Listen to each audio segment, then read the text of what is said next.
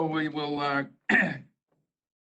call the meeting of the Environmental Services Committee to order at 9:03 on April 21st. Approval of the agenda. Motion's been made and seconded to approve the agenda. All in favor, say aye. Aye. Opposed, the same. Carried. Approval of the minutes for the April 7th meeting. Make a motion to approve the minutes of the April 7th meeting. Motion made and seconded to approve the minutes for the April 7th meeting. All in favor, say aye. Aye. Aye. Opposed, the same. Motion carried. Public comments, 3 minutes per person. Yep. Yes, please. Hi, I'm Mark Bewley. I live in West Sweden. I'm a member of Friends of Gandhi. Speaking of West Sweden, I went to the annual meeting just last night. Shared issue with box culvert on 150th Avenue North Frederick that has soft sand. The bottom has caused people to take a header. It's a hazard that they seem disinterested in. I want to argue about who's responsible for it, frustrating native events. I'd like to say that Friends of Gandhi is a group that supports and promotes the trail. We have members from both Polk and Burnett County, and there's a difference in how the trail is maintained and treated. Thought about and frustrating, like 48 miles long, but not a smooth system of maintenance.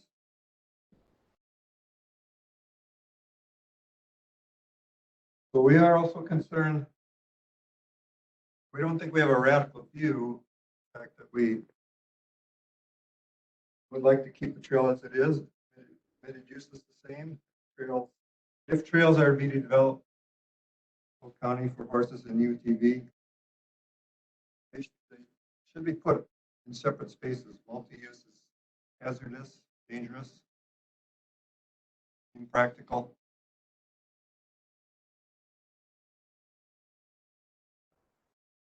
Basically what I came here to say, that Friends of Gandhi is an active group. Told the town board we'd be willing to do what can be done with shovels and rakes and vegetative matter if someone can just get some riprap and fix some of the washout. We'd like to help sustain it on an ongoing basis. Thank you. Anyone else? Public comment? Yep. My name is Ron Carlson. I'm from Milltown, Wisconsin, and I've lived on the Gandhi Dancer since its inception, and would like to request summer ATV use on it. I think it's woefully underutilized trail, especially in the summertime, and I can't even leave my yard with my ATV because I live on a state road, so it would make it a lot easier. And like I say, I think could be used, or would be used a lot more if ATV and UTV would be allowed on it. It would be an asset for the county. A lot more tourism would be added for a lot of the businesses. It's definitely something to consider. Okay. Thank you. Any other public comment? Anybody online, Bob, that you can open it up?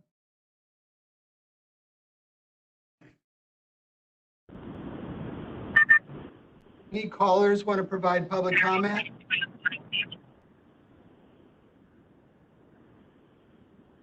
Any callers want to provide public comment?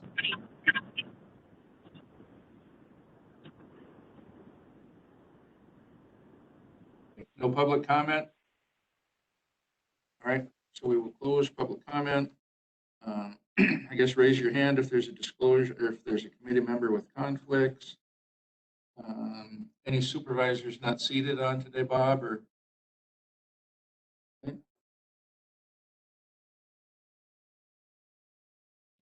zoning.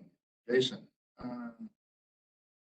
where do we want to jump to for 7 minutes?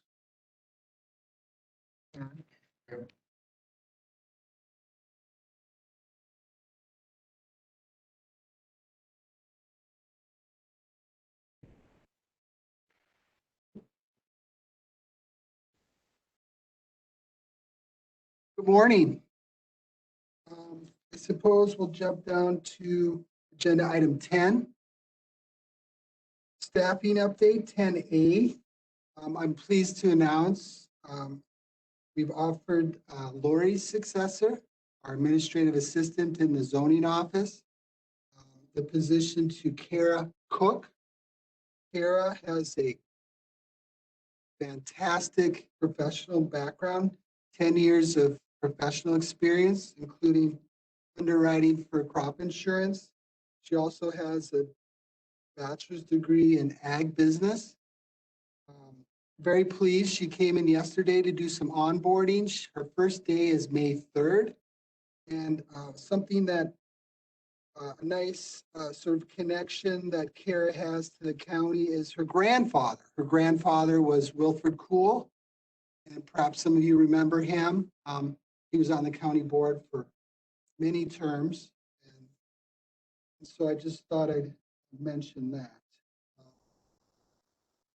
10B, last night at county board, I believe Chad Roberts provided an update.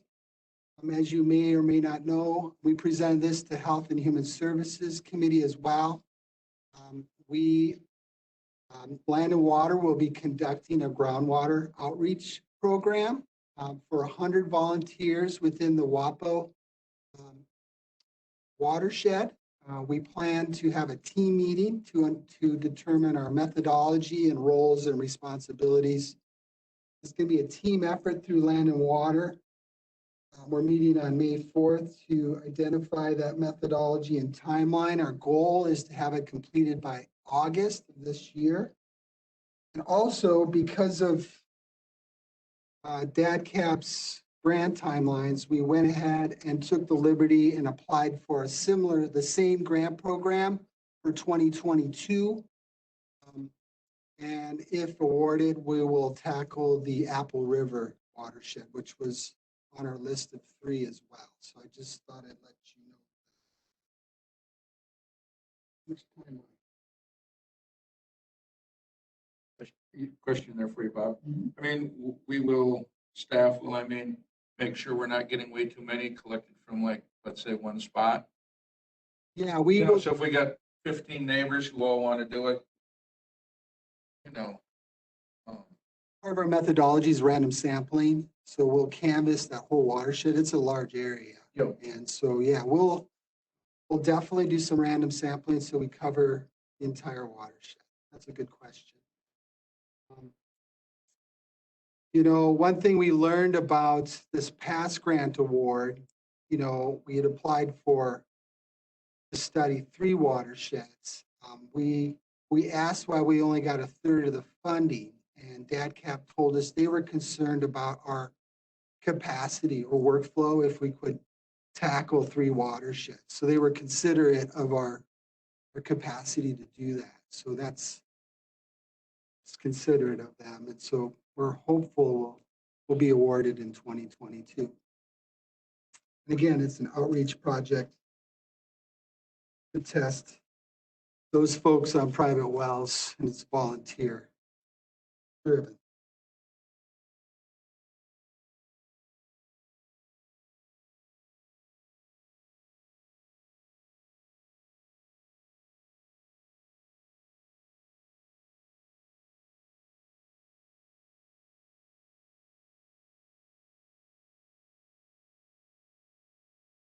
See? Yeah, see, okay, that's in your packet. It's near the end there, as you all know, and I think we talked about this at the last meeting. April 30th is the date that our intervener, who Malia has been appointed our intervener for the Apple River Solar Project. April 30th is the day that our intervener can provide testimony on behalf of the county and the towns. In your packet was those concerns that we elicited from you from that group process. Remember, we talked about the wildlife concerns, deer, for example, being funneled into the site. We asked about additional fencing along County Road JJ. And then also, we questioned the 25-year life cycle of those photovoltaic panels. Would they be repurposed, recycled, etc.? So considering that that date is coming up, here's an opportunity to provide any other concerns for the intervener to convey. Do you have any? Yeah. I was fine with what was there. I just, Yeah, I think we went through it several times, I think. Yeah. Probably covered everything. so she's there, then does she have to go there or she just zooms in on? Virtual, yeah. Yep. Well, let me offer this. If there is something that comes to mind, a concern of yours or from the town, feel free to share with me or Tim, and we'll make sure Malia. Have we reached out to the towns to let them know that it is the 30th so that if I don't think we did that. I No. do know probably had their meetings by now anyway, but yesterday, Tim Anderson had to present pretty much a comprehensive look, or it's a presentation on the whole project to the Economic Development Corporation. So he presented to them yesterday. Just thought I'd share that with you. all right. Thanks, Bob. Thank you. Jason.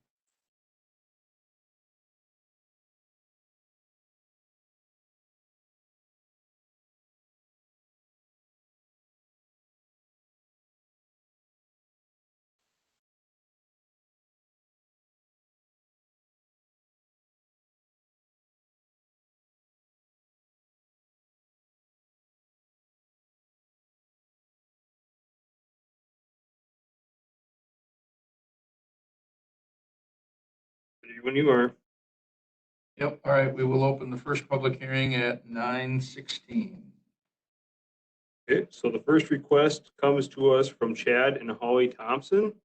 They're requesting a rezone from residential ag 5 to residential for lot 4 of CSM number 7285, section 31 and 32, town 35 north, range 16 west, town of Georgetown. Parcel number is 026-013-02-0300. The total lot size is 4.11 acres. Bob, if you could pull up the GIS map.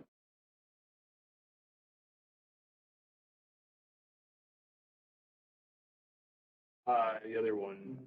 Yep.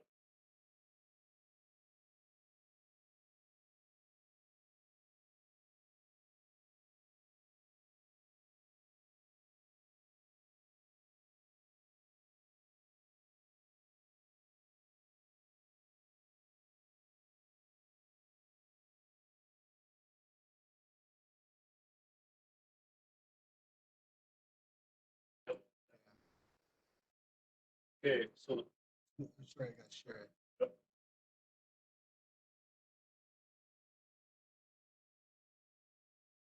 okay, so what we're looking at here, this is County Road I, just to the east of town here. This would be the east side of East Balsam. The lot in question is outlined in red. There is a building right here, and another small shed right behind it that you can't see on this aerial. This little notch here is an actual town road easement that has been set up to take and access these other lots to the north. That is a full 66-foot wide easement, so it can be made into a town road. There's 2 undelineated wetlands on the property. One is up in the northeast corner. You can kind of see kind of the wetland area. And there's another one down here in the southwest corner of that other property. So undelineated wetland means that there's wetland there, but we don't know the boundaries of the wetland, so, or the size. As you can see though, the property is currently zoned RA5, but we have a lot of R1 going all the way along the lake. When we did the comprehensive amendment, we said that 300 feet from any class 1 water body is to be R1. And so that's what it is. So it's very close. Basically, it's right behind the back lots of 110th Street there. So, so it's very similar to the surrounding uses because of all that R1 that's close by. It does have the access to the town road on the south. And also it has that future development potential in that for that 66-foot easement going up on the east side. Right now, and that I believe that the proposed reason for rezoning it is to be able to subdivide it further. And be underneath the RA5 zoning classification, they would have to have 7.5 acres in order to get 2 lots. Basically, you take your total lot acreage divided by the 5. And so 7.5 equals 1.5, so it rounds to 2. And that if they had 7 acres, they would still only be able to have the 1 parcel. There is a fairly new survey on this. When they did the easement and doing a whole bunch of other platting out there, that was in June of 2020. So it has been recently surveyed. With that, I'll jump to the exhibits. The first exhibit that we have is the town board minutes from the February 2021 meeting. And it says Chad Thompson, 1095 Nibel Lane rezone. Motion by John Malamphy to approve the rezone request from RA5 to R1. Motion to approve, seconded by Mark Ince. Motion carried. Exhibit 2 is basically the map that we're showing on the GIS right now. And that I just have that as a map of property affected. So that's exhibit 2 in the file. With that, the county did send out all the proper class 2 notice that's required for this type of hearing. And we have received no other letters of support or objection on it. So that's all I've got.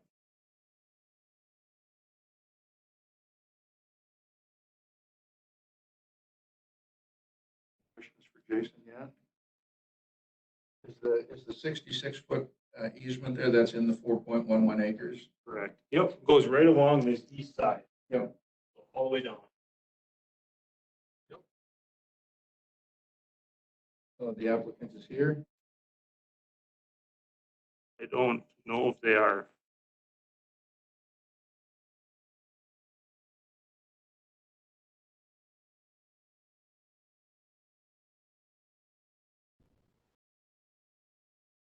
Seemed pretty straightforward.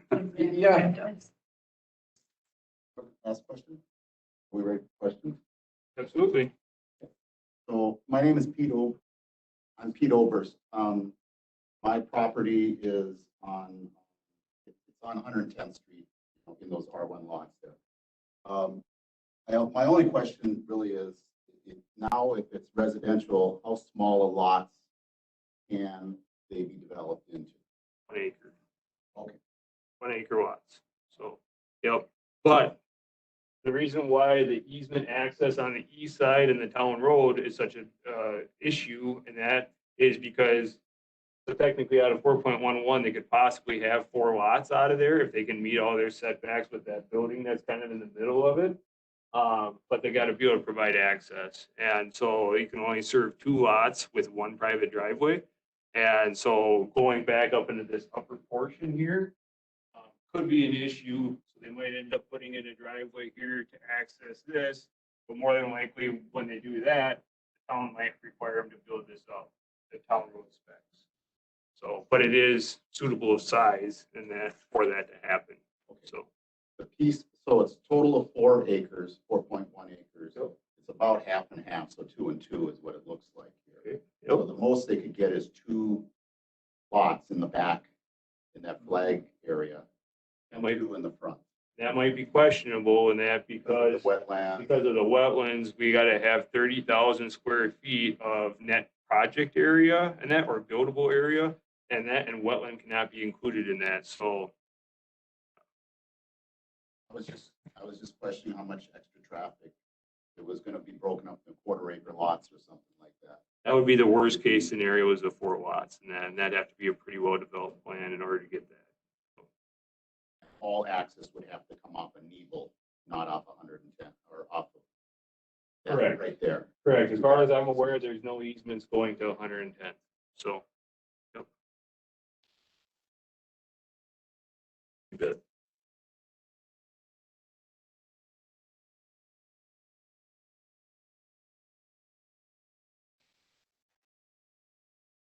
Yep, ready. Okay, I make a motion, we approve. I don't have the number in front of me. We approve this request.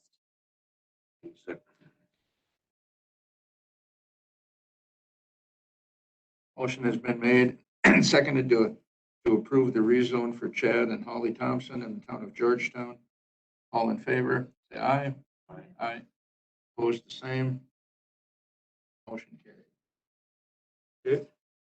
So for the findings of fact, basically had everything in my staff report for the conclusions of law. Town of Georgetown approved the rezone. And that R1 zoning is similar to other properties in the area and existing land use in the area. And proposed R1 zoning is in compliance with Polk County Comprehensive Plan.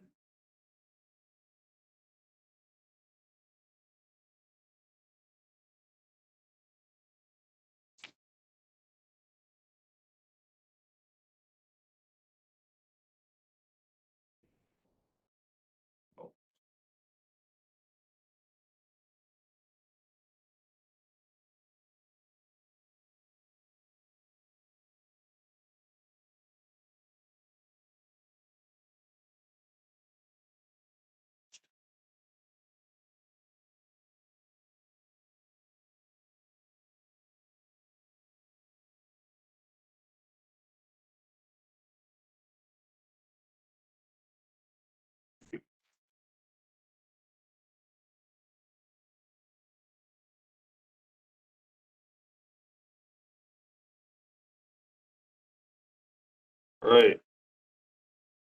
So the second request that we have today is for a conditional use permit to operate a propane transfer / storage tank under section 10.4.5 parentheses C parentheses 1 of the Polk County Shoreline Protection Zoning Ordinance. The property affected is 727 190th Avenue, County Road G, located in the southeast quarter of section 26, town 35 north, range 16 west, town of Georgetown. Parcel number is 026-01137-0000.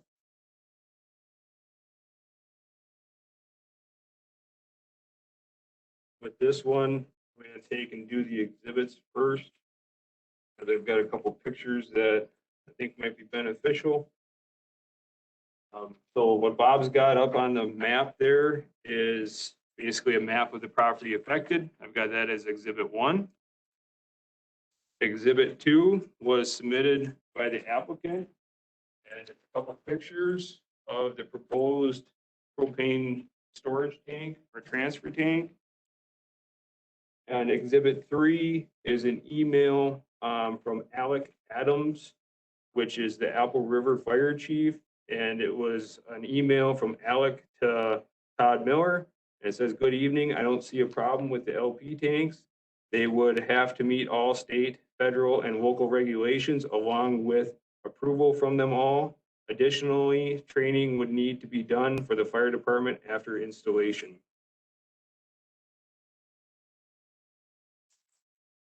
That was the exhibits. Now just to jump more into the property. So there's a pond down here in the south side of the property, not even actually on this property. Right down here, you can kind of see the blue. That's what's putting the property into a residential Ag 5 zoning classification. Underneath that zoning district, a contractor storage yard, and that you typically see stockpiles and that's kind of all an allowed use. that's somebody that's got a bunch of trucks and that to be parked on the property. All that kind of stuff falls underneath it. What they're asking for is a similar and compatible use, and that because a propane tank like this isn't really the same as a contractor storage yard. They're looking to, this used to be the old church property here. They have some blacktop here going up. That'd be about where the tank would be placed, right there. The cemetery is right here. Does front on a county road. The total lot size is 2.93 acres. The applicant is only seeking to have one of these transfer tanks.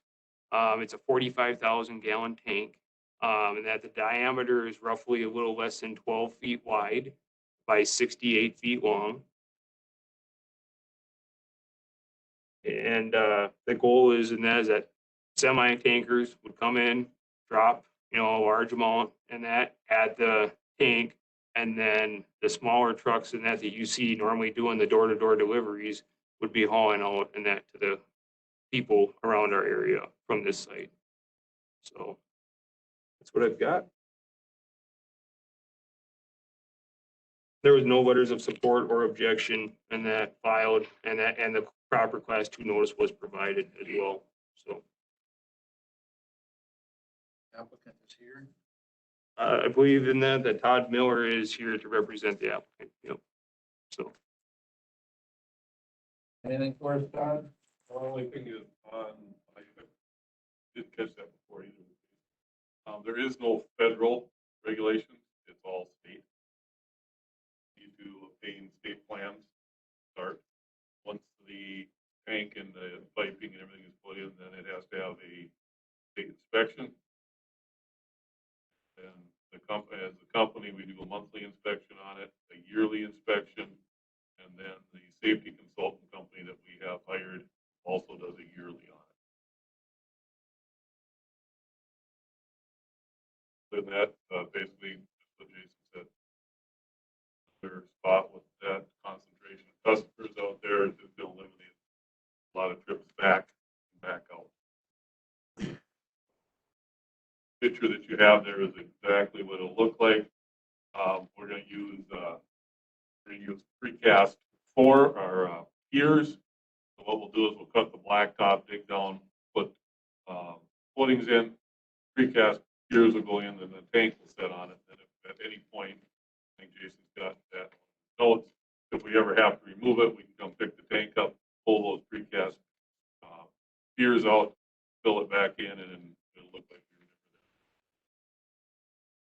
never there. There's no buildings there anymore, is there? I don't. buildings on site. Nope.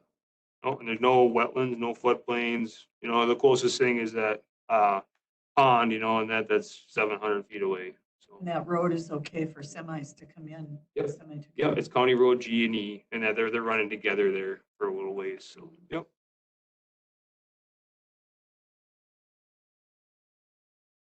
This whole site is just kind of southeast of the Blake Lakes Yeah, area. I know So, exactly yep. where it is. That used to be part of our church. Okay. Yep.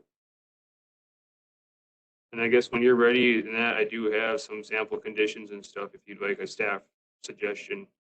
So. Yeah, we're ready, I think, Todd. Okay. With working with the applicant, some of the conditions and that I guess staff would recommend and that approval of the conditional use permit on these conditions.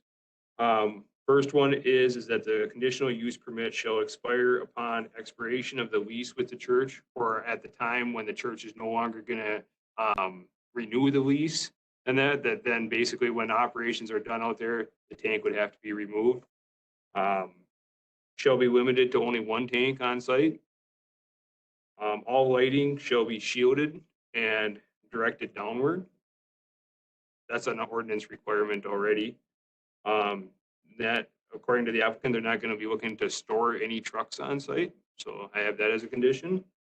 No private or small tanks like 500 and 1,000 gallon tanks to be stored on site. And the tank shall be in compliance with all state laws and regularly inspected. And then with our exhibit that we got, and that the operator is to work with the Apple River Fire Department to conduct a training on site after the installation of the tank. Yeah, sure. Is that church, I mean, that church no longer exists, and the cemetery I know is part of Our Lady of the Lakes. Is that land still listed as, Yep, still listed in that as a church. Yep, as, correct. Our Lady of Holy Rosary Church. The interesting thing is the lot to the west of that is in another name. Associated with the church. yeah, interesting.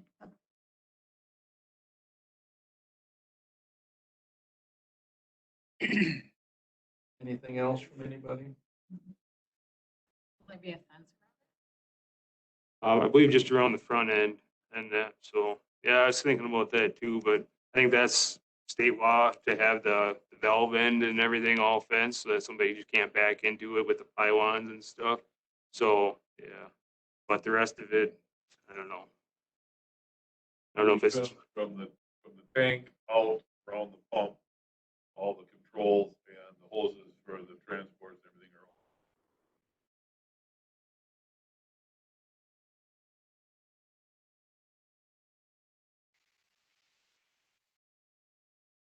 More questions? I guess we'd entertain a motion to.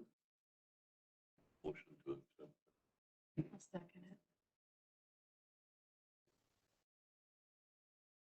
Motion has been made and seconded to approve the conditional use permit for the propane tank on Our Lady of Holy Rosary Church in the town of Georgetown. All in favor, say aye. Aye. Opposed, the same. Motion carried.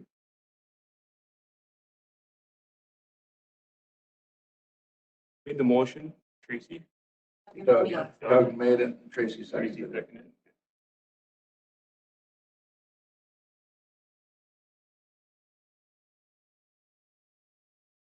On the conditions, right? Yes. Yes. Yep, close public So hearing. we will close the public hearings at 9:36.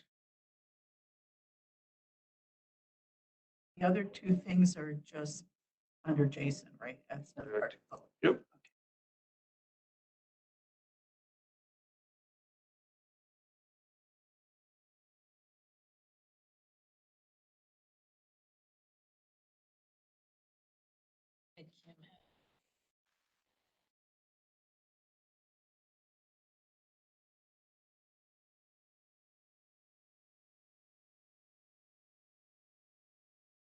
Sign that other one in the room. I just signed under Tracy's name. Saved up. Going for other directions. No, it wasn't me. No, it wasn't. I'm not, because I just went right under yours. This one. Oh, you didn't look either. This one actually had the name. so I'm Sign there like, too. and then Okay with just that. filing it, Yeah, yep. Screw that up. No. You just want me to sign second. Here you go. Finally, yeah, for that, yeah. I got it. Perfect. Now would you like to take and jump into the next zoning stuff? Yep. We'll keep you there as long as we got you up there.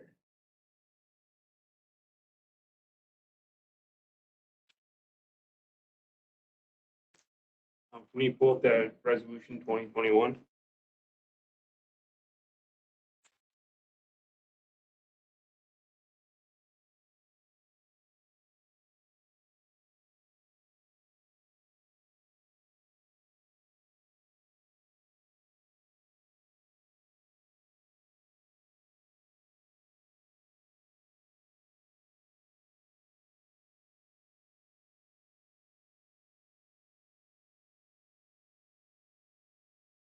Okay, so what we're bringing up here on the screen is a resolution in that you guys have seen before in the past. We clarified some text here. Because of it being ordinance that falls underneath the amendment procedures in 5969 of the Wisconsin statutes, we have to take and go through a certain procedure in order to amend an ordinance. And part of that is going through filing a petition conducting a public hearing, filing a report to the county board, and then final county board action. So this here, we changed some text in that from what Supervisor Kelly had originally mentioned. And hereby directing the county administrator to direct the county zoning administrator to file the petition for an ordinance amendment, and that to change the text as it is proposed. And this is basically going back to trying to remove the use regulations in the shoreline ordinance. And I hope that when we get going through this a little bit more, that the committee provides more direction to staff, because literally everything that we do is, use related. I can't enforce a dwelling setback unless I know how that building is being used. I can't regulate a bunkhouse without knowing that it's being used as a bunkhouse. And so use regulation is very general, very broad. So that's all that we're looking for as far as staff. So this resolution is kind of the starting point. It's basically to file that petition. At that point, I would take and put this proposed text into an ordinance draft, and then it would come before you guys. But that's where we'd really seek for more clarification on uses. So we did receive another letter in that from the town of Garfield's town chair at Gullickson. I think Bob can pull that up too. I just got that this morning. It's the Gullickson What's. So this is Kay's responses from before, but that was the email that we shared with you at the last meeting. This was the letter that we received from Ed Gullickson. I'm just gonna let you read that.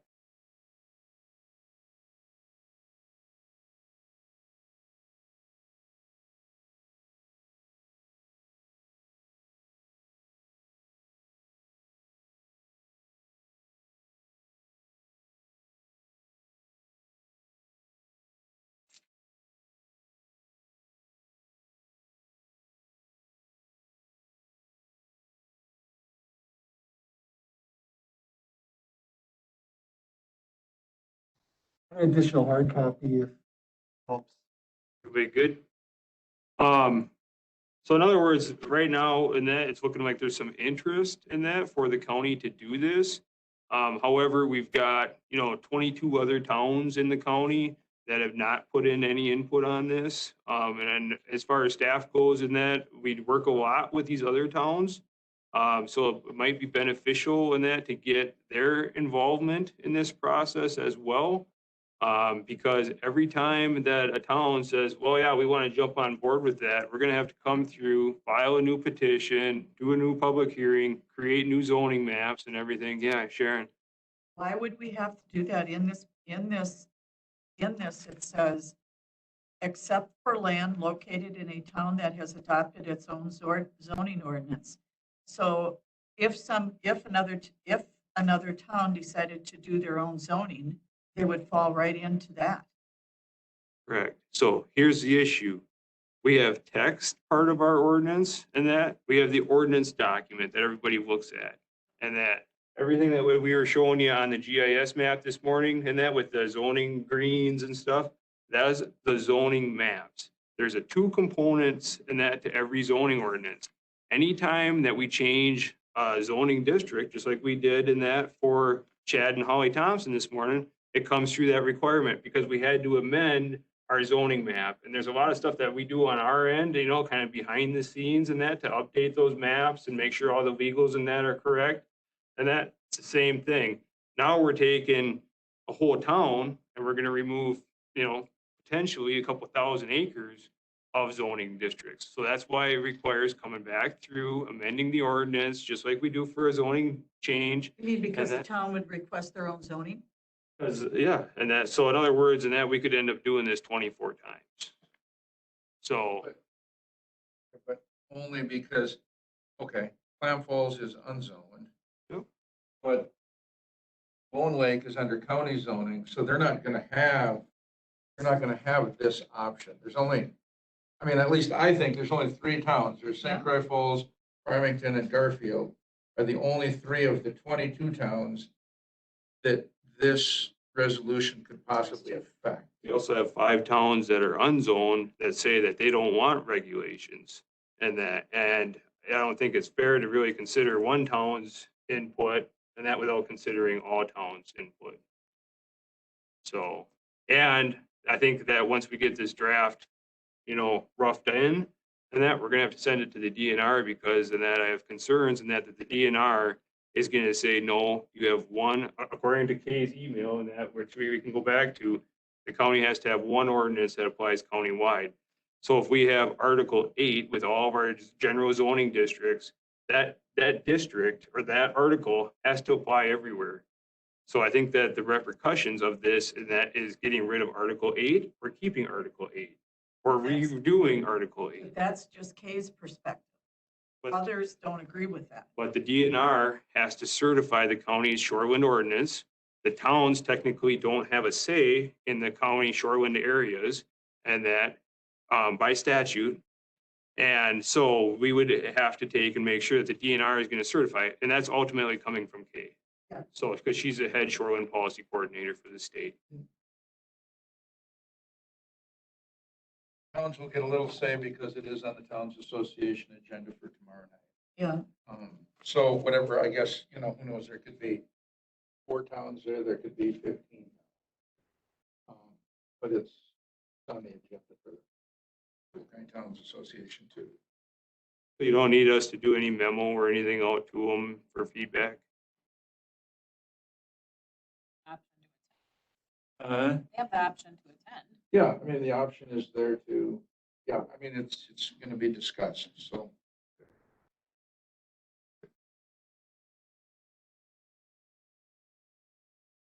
So this is just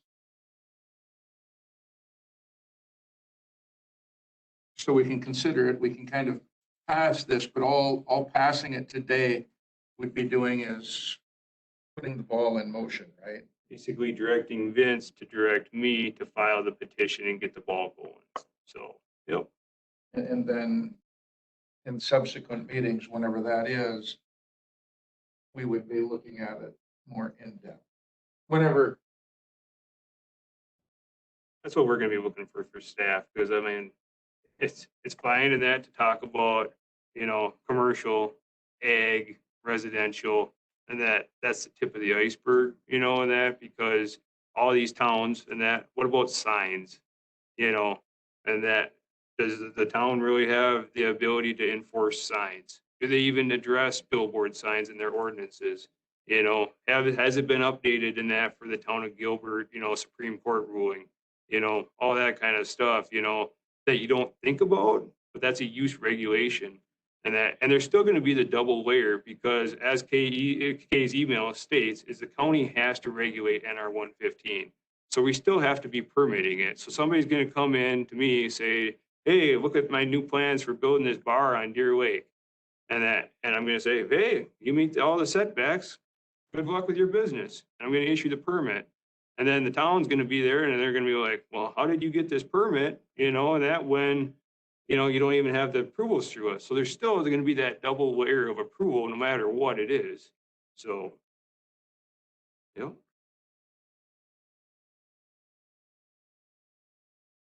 But well, I mean, yeah, and you've all seen the letter from the town of St. Croix Falls. That was in the packet too, and that was the town of St. Croix Falls' response to the requested feedback to these changes at the time the zoning was asking for feedback.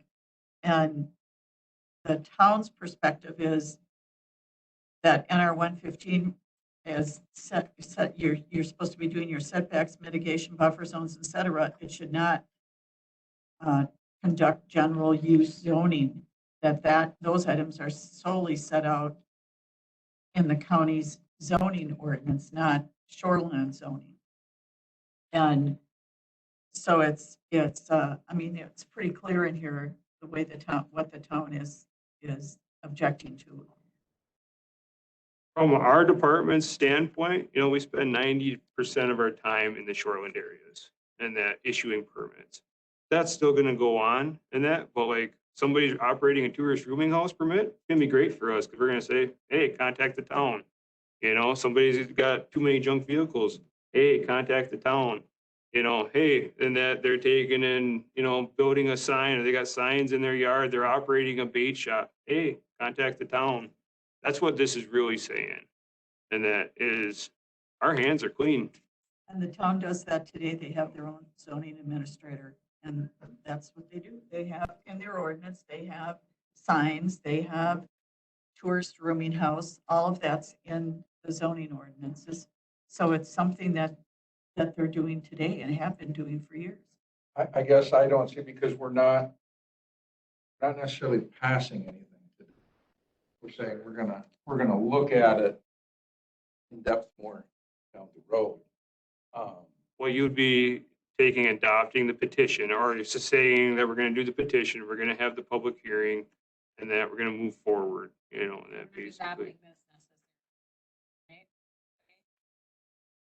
That says to file the petition. So, and then we'll have to have the meetings and that, you know, to discuss what the proposed text is, and then the public hearing, so. Right. Yeah, but the public hearing would be, I'll say, considerably down the road yet. There isn't like. Could be. It isn't like we would pass this today and say, okay, let's have a public hearing a month from now. We would, There's other steps. there's other steps where if we chose to, we could always. And in here too, I want to point it out that that Supervisor Kelly's okay with this, but it's also seeking the DNR's review on it again.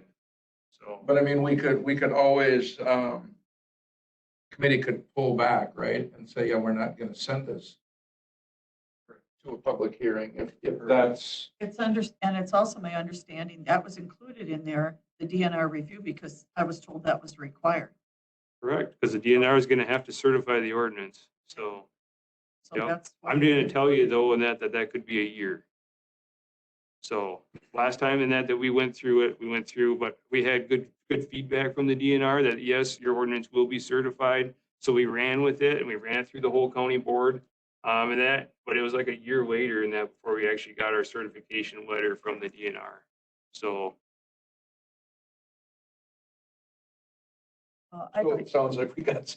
this some would be a time. comprehensive rewrite, and that this is more than the bunkhouse and the boathouse and the fence. That's not a comprehensive rewrite, but anytime you're changing or removing zoning districts completely or adding new zoning districts, and that's a comprehensive rewrite. So same thing we did in May and that, or through 2019. Remember, we worked on it in the spring of 19. June, we sent out the memo that generated that response from the town of St. Croix Falls. And that, well, it wasn't until May until that ordinance actually got adopted. So it's like a 1.5-year project is what I'm. Well, I'm still for putting the ball in motion. You know, I'd like to get feedback from the WTA too and see what, yeah, I think we can always stop in the middle of the game if that's where we, you know, if Yeah. that's what we think we need to do. I was looking at what Aaron just said about what's gonna happen in the next year meeting, you know. Yeah, Meeting. yeah. See what the reaction is there. We could do this, but we have to know that this isn't, that it can be changed later, you know. Yeah. well, all this is doing is saying, move to the next step, right? Right? Yeah. And spending the time on it, yeah. Yeah.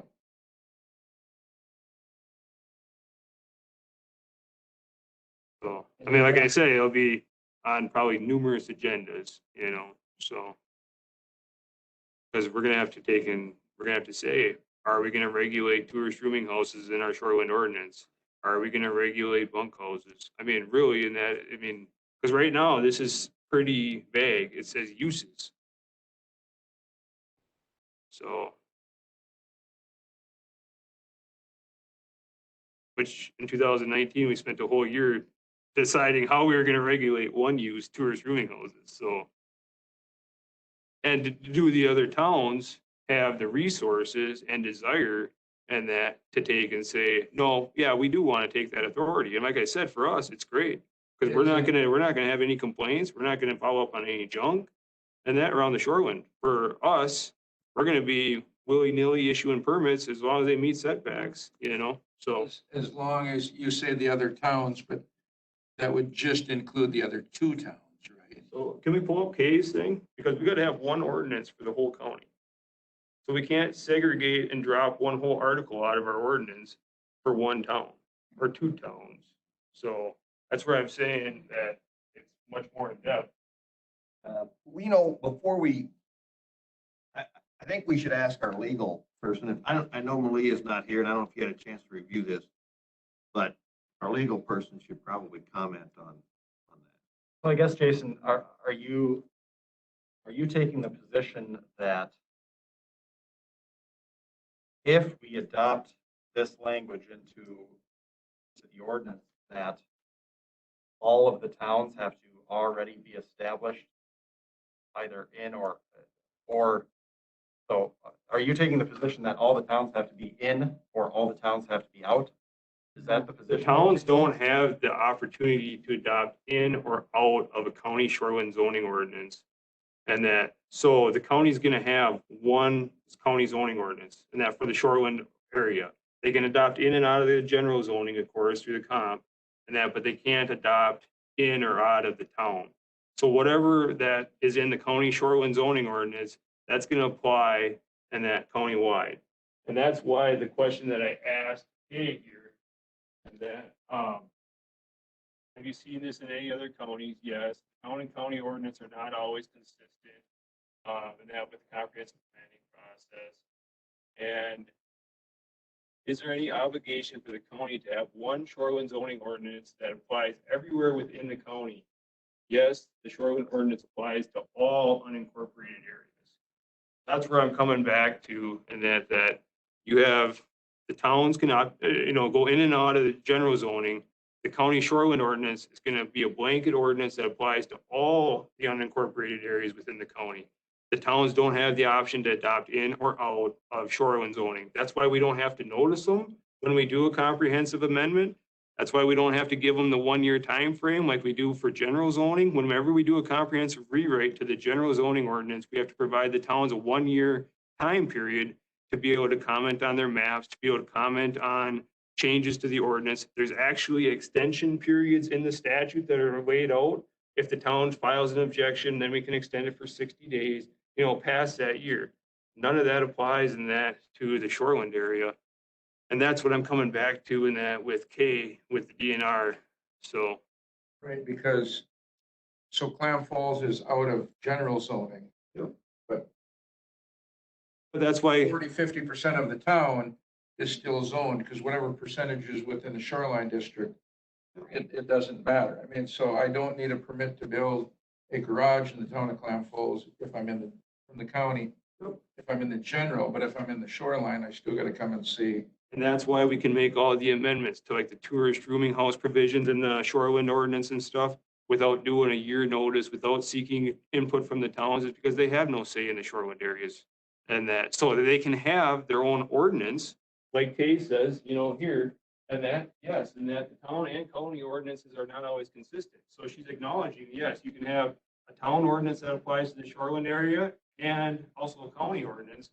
But even getting rid of the uses on the county side, there's still going to be 2 layers of government, 2 layers of permitting, 2 layers of everything. Which in one that. trumps it? Is that the most restrictive? So, Who determines which is most restrictive? that, Who determines which is most restrictive? and that each one of your zoning departments. It's not trumping in that they have to meet all the requirements. What, so you're saying that the county, before you implemented this, before you put general zoning things within shoreline zoning and made that change, the county didn't have any zoning around tourist rooming houses or anything? We were regulating uses, but we were regulating them by a conditional use permit process. And the county went through that whole comprehensive rewrite, You know, they had citizen advisory groups and everything, public hearings, multiples. And at that time, that's when the county had actually adopted an ordinance with the general zoning within the shoreland areas. And then Act 55 came along and we were told, no, you got to have standalone ordinances from the DNR. So we did that and we said, we're going to leave it as is because we don't know if we can even put our general zoning in there at that time. And that since then, the DNR has made it very clear that we can. So that's when we went through the comprehensive rewrite process to put it in there and have that. So in that what's more restrictive that applies, the town isn't going to gain any authority, isn't going to lose any authority by this. And that the town's ordinance, whatever it says today, is still going to apply after this. And that what it is that the county is going to take and lose, and that the use control and like I said, for us, that's great, but just understand that enforcement's going to fall back on the town. So if one is zoned commercial and one is zoned, I don't know, RA5, because that's what we have the most of, right? As far as in the general. So if those are my two zoning districts, which one is more restrictive and kind of, I'll use Sharon's terminology, I think trumps the other one, or which one? Which one is more restrictive of those two, I guess? Okay, so the county's got its own commercial, you want to start a bar, okay? And that you come into us, we're gonna say, yeah, you can start the bar. That's no problem. You're zoned correctly for that, you know, and Sharon with the town and that they're gonna say, no, wait a second, we're RA5, you know? And so then that applicant, he's not gonna have to do anything through the county besides his normal permit, but he's gonna have to go through the town and give them their say and go through the rezone process at the town in order to be in compliance. And that if it's the opposite way and we're both RA5 or we're both residential and they want to start a bar, they're going to have to go through both processes. And that's where the, you know, cooperative relationship and agreements and that we've got with all of our other towns, where we sent out the maps, they provided us feedback back on creating their shoreline zoning maps. That's where we've given direction, you know, and that, like the rezone that we had today for Chad and Holly Thompson, that was within the shoreline area. Technically, if the town says no, we'd still have to process them here at the county and that, but it was the understanding when we went through this that the committee wanted the town's support, you know, and if the town didn't support it, that's how the town would get some say within the shoreline area. So that's what we were trying to do, is trying to actually involve the towns as part of this process. And as it was today, you know, at least the town is getting some say, which prior to May 1st of 2020, they had zero because it was just a conditional use. And it was just like the propane tank and that, where we didn't have any feedback from the town because the town is only advisory at that point. So, yeah. I guess I don't have any additional question or advice. I don't think that those are all discussions that will happen through the public hearing process. It is basically, I don't think that any of those issues particularly addressed today, but we can dispute the merits of your positions versus what Corporation Council thinks at some other time. Is the proper way to handle that. Well, I'll say, my opinion is, I think we need to pass this today just to move forward. And then look at it more in depth. And maybe we look at it in another meeting a little more in depth with further discussion and say, well, we don't want to move on. I mean, we're not. I may have to go back through the whole process again, you know, because my petition's going to be very short. It's because all I've got to work off from is what's up here on the underline, you know, that, I mean, that's basically all I've got. And I really don't know what it would be beyond that. So the petition's not going to take me very long, but we might have to file new petitions and all that, you know, because we don't have any proposed text really. So. You have something that, I mean, I'm trying to boil this down to who's better to have control. Is it local or is it the county? And I agree with you that if we want to move forward with this, then I think we can start debating the legal aspects and going to the DNR and those types of things, so we have better answers for you. Yeah. And ultimately, that's the point of having the DNR review the document or whatever we are proposing in the first place and reviewing the petition. They will also then give us their input as to the legality of what we're proposing as well, whether or not it meets their standards, et cetera. And then ultimately something will get resolved, hopefully, that would then come to the board. But that is steps down the road. Like Jason said, potentially a new petition with new language may have to be presented, but this is what gets the ball rolling. Because ultimately, my purpose in putting this together was, and we've had this conversation, Jason, I just want to make it easier for the residents, because today it's not easy. It's very confusing. You come in here and you've got property on Highway 8 that's zoned RA5 at the county level, and you've got a commercial business on it because it was zoned commercial from the town level. So how do you explain that? I mean, we have a difficult time understanding it. How do you expect residents who aren't zoning people to understand it? It's very difficult. It's confusing to them. I guess what I should be saying, and maybe I should make it just really simple, is why don't we just put it on for an agenda item so that we can draft some proposed language? I guess, why do we have to run it through county board? I think you as committee members here can agree and that to work on it and to put on it on future agendas, and then we don't have to file a petition and be underneath those timeframes and, doing all that extra back work, on that. So, I mean, you just start putting it on your agenda as a topic to work on, and that, because typically, like the petitions that you guys all get a copy of, and that we have when the public hearing is going to be on there, when the county board meetings is going to be on there, we have kind of a breakdown or a summary of what those changes are, like let's say the fence regulations or the boathouse regulations. That's all part of that petition. So I don't think that we have to go through and have a feel-good resolution and that might be completely, separate from what we end up doing. So you're saying just have a standing number on our or on our agendas that every month or every meeting, we're going to talk about it, or it's going to be there and maybe we just skip over it meeting to Or meeting. you give a special direction, okay, go look at this, or go seek the DNR's feedback on this, We could work on it without having to file a petition. We could be doing the same thing, just in a, can I say, an easier format.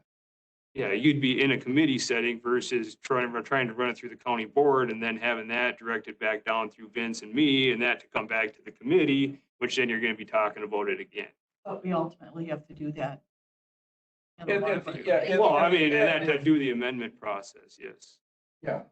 I mean, it just seems like it cut out a lot of steps, when you guys can just say, yeah, we're going to start going about looking at this comprehensive rewrite, and this is what we want you to do for the next 2 weeks. So otherwise we could do the same thing without being under any time constraints. without filing a petition and stuff. Filing a petition. Without having to get county board action on it, so. I guess that's what I'm advocating for more than the petition. It keeps it in front of us all the time. And if we get to that point where we need this petition or whatever, But then you just direct then- us to set the then public. it's like, we already know what's there, we know what the language is, we know what we've changed. And it can be like, what do I say, regular public hearing where you post it, 3 weeks later, we have the public hearing and we know what it is, because right now we don't really know what any of it would say.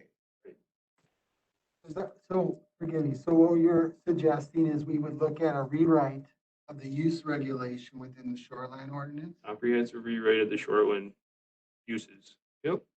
But that's something that we would just be looking at as a committee. And there again, if the committee so chose, we could just stop at any time. I think the resolution 2021 is very premature considering what kind of text we've got.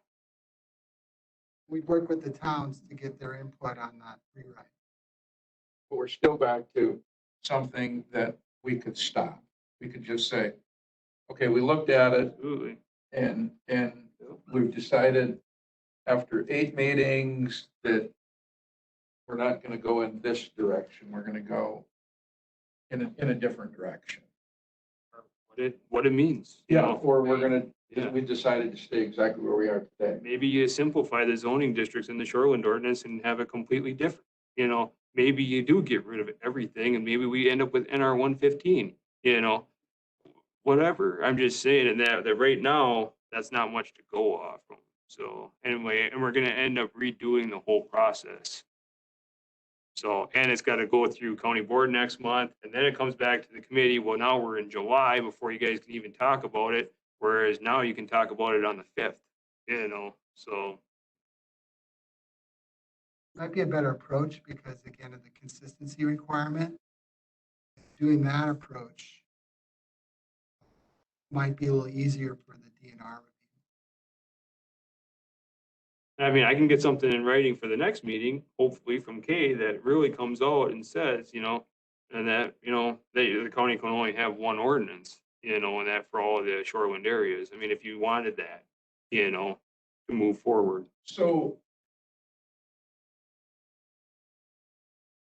at one point, we had to segregate them because when we got all done with our years of comprehensive rewrite that Doug and Chris were on, 6 it years. was one. Yep. And then the state said, nope, you've got to have two. So. But I there think- was reasons for that. For one, and that like substandard lots were treated differently between general zoning and shoreline zoning. Non-conforming structures, that was a big thing for Act 55. You get to keep what you have, tear down, rebuild in the same footprint. You could do that in the shoreline, but you couldn't do it in the comp, you know? And that there was also in that, you know, various provisions with Act of God and stuff. And they're just like, no, you gotta take and separate them. So. And so that's why we got that from the DNR. But we started out putting them together Mhm. when we started many, many years ago. So we put them together, then we got done, and then they said, no, you've got to separate them. So you've got to have different districts down between them. I mean, even if it's the same district, it has to be in a separated. Standalone ordinances, yep. Now, the state has said you can put them back together again. Because there was state law changes to separate them, state law changes that then allowed them to be put back together. And that's where we're at right now. Yep, so So do we have to put them back together? the county could go back to the old shoreline zoning ordinance of a general purpose if you wanted, you know, and that, or you could do nothing. Or you could say, we're gonna either have residential, commercial, or ag. You could have 3 zoning districts like our old comprehensive ordinance had, you know, even that, instead of having mining and all that, you know, various stuff, you know. I've always said, I'm not arguing for our ordinance in that. I hope it's not coming across like that because that one of our zoning districts is industrial. And that it's like, really, do we really want industrial in our shoreland areas? And that, but they have industrial within cities and villages all the time, you know? So, I mean, there's a lot of stuff in there, you know, I mean, there's landfills within the shoreland area. It's like, I can't spread manure in the shoreland area, but yet I can have a landfill according to zoning, you know, it just doesn't seem like, but that's what our current ordinance says. So. But if that went through the proper procedure and that to vet that, and that's what the comprehensive rewrite, you know, and that going for 6 years, you know, and tight, you know, was what everybody wanted, the public wanted, so. I guess I would be in favor of just putting it on and seeing where we get in a few meetings. Yeah, I'm fine with that. I'll get feedback from board at St. Croix Falls too and see what thoughts are. What can staff do to prepare for the next meeting, or what kind of stuff do you want us to do? Yeah, I'd like to comment about, what was her name that wrote you back from the DNR? hey, what's, If you could she's a head shoreline policy coordinator, yep. kind of narrow her down to get us in more direction. Yeah. And we need to get Malaya's feedback too as part of this process, because Yep. she's been involved, she was involved in putting this together too. Well, So, if I. yeah, no, go address- ahead. It is Malia's position that this is what is being proposed and what is potentially going to be put towards the petition to the clerk is something that is fully defensible. I understand Kay's position that potentially whatever we're looking at putting forward isn't going to be, but she has a job to represent a different interest than what the county's interest is. County's interest is represented by our office, and so if legal advice is being sought, it should be sought out of our office. Our office will confer with other legal representatives of agencies to make sure that we have the best advice to give to you. However, those agencies, just because they tell us a certain way that the law is applied, doesn't mean that that's necessarily correct. It is our office's job to then do our research and verify based upon what the county's position is and whether our interests align, how that law can be applied and whether or not the actions that we recommend or advise the board of are enforceable, allowable, etc. We have told the board numerous times in the past that things that are being proposed are not legal from our opinion. In this particular circumstance, it is the Corporation Council's position that moving forward in this way is appropriate, and that any proposal that does have that differentiation is fully defensible from our position. So how the board or how the committee wants to move forward is up to you. If you don't want to move forward in this manner, that's fine. But if the committee does decide that they want to move forward with the resolution, then we think that that is a useful mechanism that can be used. So there's nothing illegal about moving forward with this particular resolution. And there again, I think we can always, 1, 2, 3, 4, 5 meetings down the road, we can always decide to put this back in the forefront. So today, I guess, Jason, shoreline, are we overlaid with all of these right now? So what was, if we go back to when they were separated, now the difference between St. Croix Falls and the county is RA5 and commercial. If it couldn't be RA5 in that zoning district in the shoreline, what was it in the past? Or was it RA5 in the past? It was general purpose, and then any use in that was anything besides a residential use or a limited agricultural use was a conditional use. Okay. So there was general purpose and wetland. There was no agriculture, mining. No, none of There that. was no list. It was just general purpose. Yep. And here's what it is. So you could have a house and anything. And one of the issues with that is that one of the most common conditional uses that we had people applying for was businesses customarily found in a recreational area. And that is a really interesting thing, because what is a business customarily found in a recreational area? I guarantee you that everybody in this room has a different opinion on that.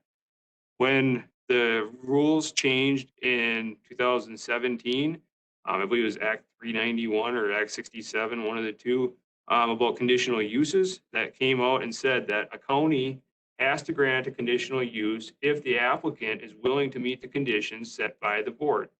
So a business customarily found in a recreational area, the county didn't have any authority in that to deny a conditional use as long as they were willing to meet some conditions on it.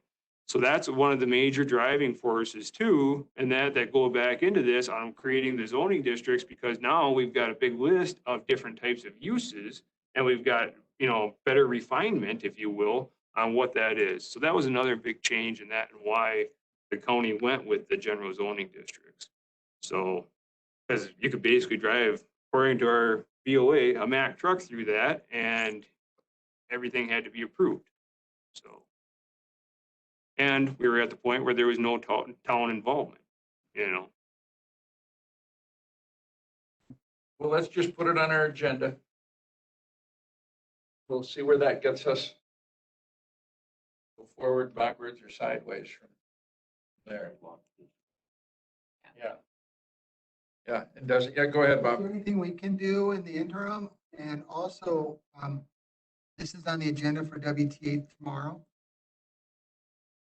So do you have a good sense of their position on this at all? No. No sense whatsoever. That's So is it this resolution agenda or is it just discussion? just discussion. But Doug kind of mentioned about us reaching out to Kay. And then we heard from our council that, like I said, I'm not shooting this idea down, but right now there's not much to do any documents on or any notices on right now. So I guess all I'm looking for is what do you want? And that, can I bring you back a draft? If I know what you want, yeah, absolutely. I'm more than happy to do that. So. I'm not sure I understand what you're asking of us, because if it isn't this resolution, are you saying we need to add more verbiage in there? Well, I'm just looking at like the ordinance. I mean, do we just want to X out, Article 8 out of there and remove all use regulation? That's what Article 6? that Article 8 is all the general zoning, and I'm just, I don't, want to have good conversation, I guess, and then if you guys are looking for the information, we have the time and that to research it and get you answers, so. Okay, and Dennis, I think zoning, our legal, our administration should get together and say, and then decide what questions we need asked by DNR. Come back with more information on that. Right now, I think legal saying one thing, zoning saying another thing. So we probably need to make sure we get one concerted position. yeah, maybe the DNR is saying the third thing, Yeah.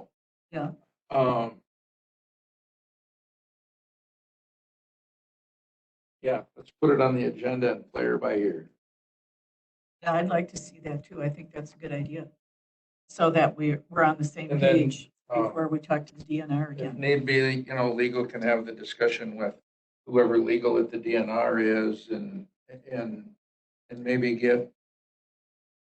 we need to get that sorted out first. I think that'd be a good approach. Because we don't want to go down and create the Right, we whole don't want- ordinance and go down that rabbit hole for a year and that not to have it certified. Right. So. Yeah, I mean, I think if we get to that point where everybody's on the same boat, on the same boat of what we can or can't do, I think then it makes it a lot easier for us to say what we want, you to say what we can and can't do, and maybe solve maybe the biggest problem first and work on the rest of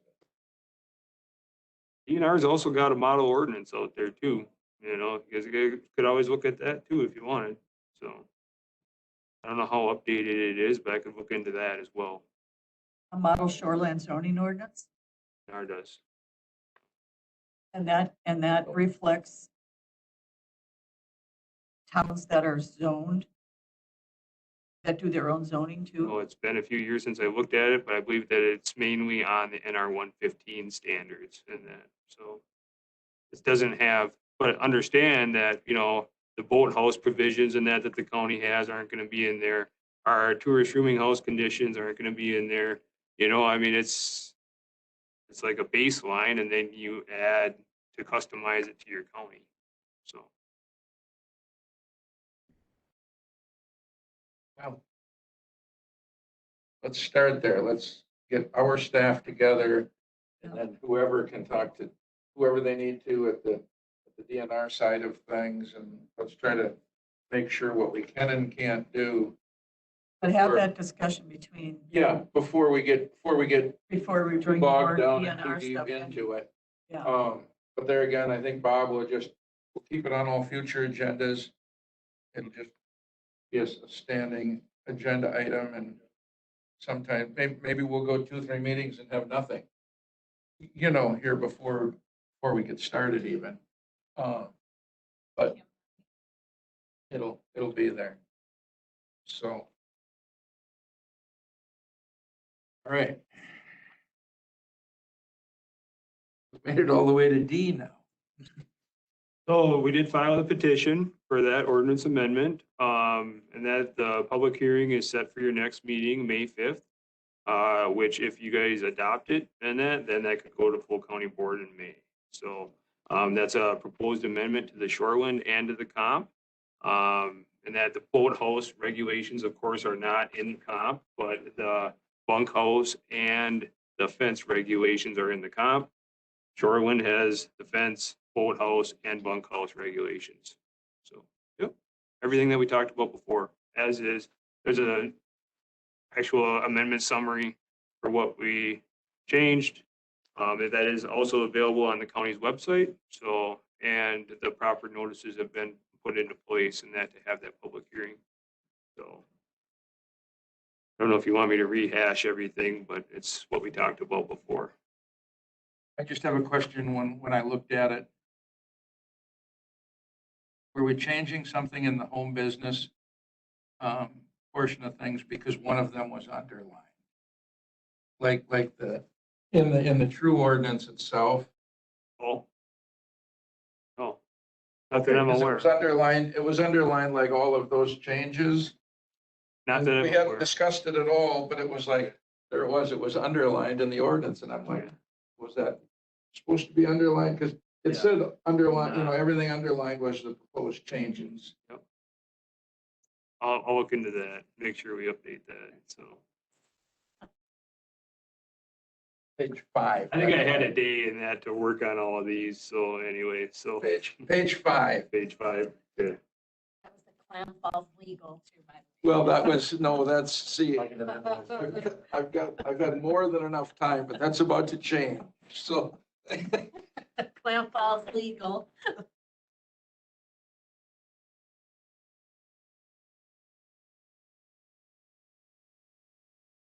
It's good. Yep. Good.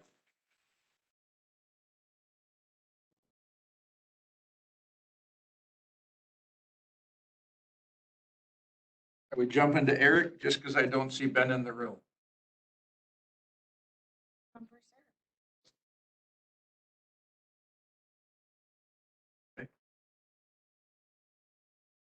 Do that. Morning, everyone. Just wanted to give you a brief update on some grant applications and some cost share contracts for conservation projects that we have going. We have applied for a targeted runoff management grant, a TRIM grant for 2022 for a manure storage facility in the town of Lake Town.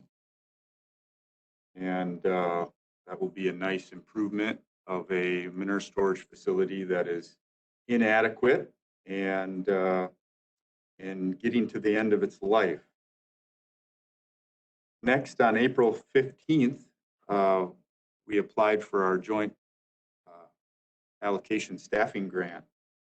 And within that grant application for staffing for our Land and Water Resources Department for 2022, there was also the optional SEG Innovation Grant. And if you remember, that's the grant funding that we use to apply for groundwater outreach and education and testing study. So I wanted to report to you that we applied for another grant for 2022 to target well water testing in the Apple River flowage watershed. So we've got another application in for more groundwater testing. We have 4 cost share contracts for conservation projects signed, and we're working towards them. The first one is Family First Farms. LLC, we're closing 2 manure storage facilities that are not in use and need proper decommissioning. That's in the town of Farmington. We're working with Prairie Stone Farms for a stable equipment crossing or stream ford on the Beaver Brook in the town of Beaver. That's a 24-foot wide equipment crossing so they can access agricultural lands on the other side of Beaver Brook.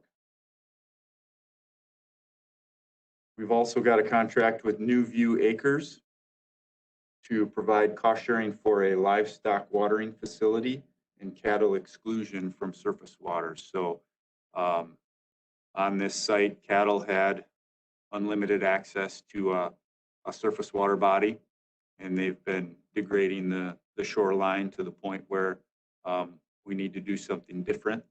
So we approached them to fence that area and provide a water source up on the hill, further distance from that surface water to help stabilize that shoreline. So a good project there. I think we'll be providing water for probably 100 to 150, I think, head of cattle, dairy cattle. And then we keep getting the well decommission inquiries in from the Lake Magner area. They've had some changes with their water supply, and there's more people on municipal water around Lake Magner. So those with wells are calling in to have those decommissioned as they get set up with municipal water supply. So we have 2 additional well decommissions that are pending as well in that area. So we're working with them to provide a design and work with a well pump driller or well pump outfit to get those properly closed. That's all I have. Is there any questions? Yeah. Those well decommissionings, Mhm. is that something that the county pays for then, or do the residents pay for it? Well, it's a cost share Cost share. of Okay. 70% covered by our Department of Ag funding and 30% out-of-pocket expense for the landowner. And in our office provides the technical assistance to design the well decommission and work with the well driller to properly decommission it. So yeah, and we provide about 70% of the cost. Most of them don't cost more than $1,000. So on average, I'd say they're $750 to decommission. So not a big cost. But yeah, that is something we can provide financial and technical assistance for. Yeah. So is there does that come through a grant, or if we have 2 a year, or if we have 20 a year, it's just done? That joint allocation staffing grant that I talked about, it provides funding for staffing and this cost share, these cost share dollars. So we can apply for a certain amount. I think for 2022, I applied for $50,000. We typically get something a little less than that. This year for 2021, we got about $46,250 for cost sharing. So we do need to apply for it, but it comes through that joint allocation soil and water resource management grant.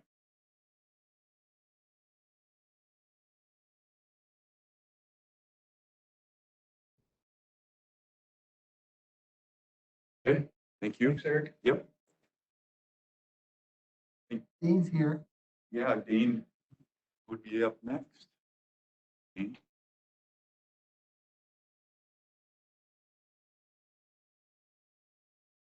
Everybody see okay? I feel like I'm right in the middle.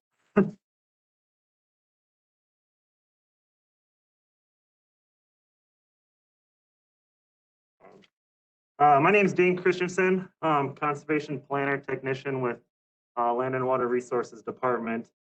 And I was asked to talk to you today about the non-metallic mining reclamation program. So I got some slides here together today to do a brief overview of what that ordinance is, what the regulations are, kind of how it's administered here at the county. So you can go to the next slide, Bob. So what is non-metallic mining? Non-metallic mining is defined in state statute and administrative rule as basically operations for the extraction from the earth of mineral aggregates or non-metallic minerals for the sale or use by the operator, which includes drilling and blasting, excavation, grading, dredging, but does not include minor or incidental amounts of non-metallic minerals. So activities like sod farming, agricultural crops, ornamental garden plants, those activities would not be considered mining.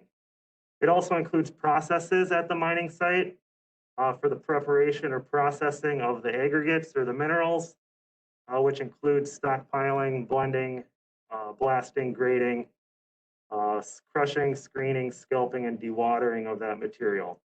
And non-metallic minerals are any naturally occurring, organic or inorganic, non-metallic mineral that includes stone, gravel, sand, asbestos, marl, and the list goes on, as you can see, also including topsoil. So what does non-metallic mining look like? Here's a couple of our classic hard rock and limestone quarries in the county. So pretty typical there. Go to the next slide. It might also look something like this, where we're mining something more like sand, where you would simply, screen out the smaller aggregates and be left with a fairly uniform sand product. Next slide. Or it might look something like this, where you have larger deposits of rocks and boulders and gravel, that material would then be crushed to produce the material that they are going for. So all classic non-metallic mines there. So what sets the regulatory authority for overseeing these activities? The state came up with rules, and state statute 295 dictates to DNR that they shall establish uniform standards for non-metallic mining reclamation. So then administrative rule NR 135 is the administrative rule that sets out those standards, requires reclamation of non-metallic mining sites. The goals of the NR 135 is to rehabilitate sites where non-metallic mining takes place, to assure that non-metallic mining operations are conducted in a manner that promotes successful reclamation. It also establishes standards for reclaiming non-metallic mining sites, requires a reclamation permit, and that puts together procedures for administering the reclamation program. There's also procedures in there to register marketable deposits of non-metallic material. It requires counties to administer a non-metallic mining reclamation program, and the county ordinance was adopted in 2001. So this is something that's been in the books for 20 years. Basically, the state came together with stakeholders and people in the industry and realized that these mine sites were being abandoned. Operators were mining up to property lines, and you'd be left with fence lines hanging in midair. So they came together and basically said, we need some statewide standards to ensure that these sites are reclaimed. Next slide. So what are those statewide standards? These are all set in NR 135. General standards talk about beneficial use of the refuse, which is basically non-marketable material, so like overburden. It also talks about solid waste and the proper disposal of that material within mine sites. It talks about the areas that are disturbed and contemporaneous reclamation. So the goal of that is to minimize the size of these sites to reduce the potential impact to the environment. There's provisions for public health and safety and welfare, habitat restoration, compliance with other environmental regulations. So these sites need to follow federal, state, local rules, as well as zoning and land use regulations. There's also provisions for the protection of surface water and wetland protection. So reclamation cannot adversely impact surface water quality standards. So you can't have sites where, stormwater is running off of your mine site and impacting our surface waters. Reclamation activities can also can't cause impact to neighboring properties. So kind of like the complaints that we get with our shoreland, houses, people having runoff onto their properties. Same thing with our mine sites. You can't have runoff coming off of the active mine site going onto somebody else's property and causing issues there. Next slide. The statewide standards also discuss topsoil management. So these are specific to topsoils that are retained during the operation. So it talks about the removal of that material, as well as the volume needed to ensure proper reclamation, as well as storage of that material. So topsoil is the most important resource when it comes to reclamation, and it's important to protect that material from the time that it's stripped from the deposit to the time that it's used for reclamation. It does not prohibit the sale of existing topsoil, so it's also a good commodity that we need to supply for contractors, but it's also very important for reclamation. One of the biggest things that we see with our sites that have been in place for a long time is that material likely was sold. So when it comes to reclamation, it's hard or a challenge for them to meet those requirements. It also talks about final grading and slopes, which includes high wall stabilization. So for like a lime quarry or a hard rock quarry, you can have high walls, but there's provisions that those need to be stable.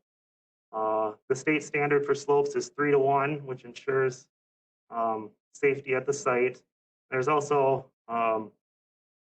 provisions for water bodies. So you can't have a lake as part of your reclamation where the cliff goes straight down and people or animals aren't able to get out.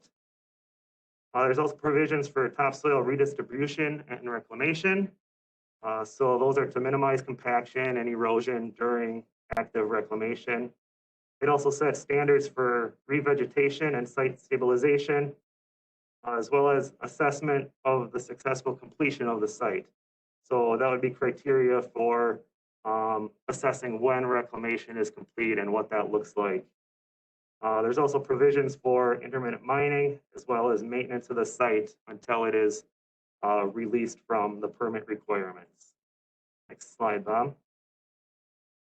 So a permit is required. A non-metallic mining reclamation permit is required to engage in non-metallic mining unless exempt. So there are 11 exemptions in our county ordinance where they would not require a reclamation permit.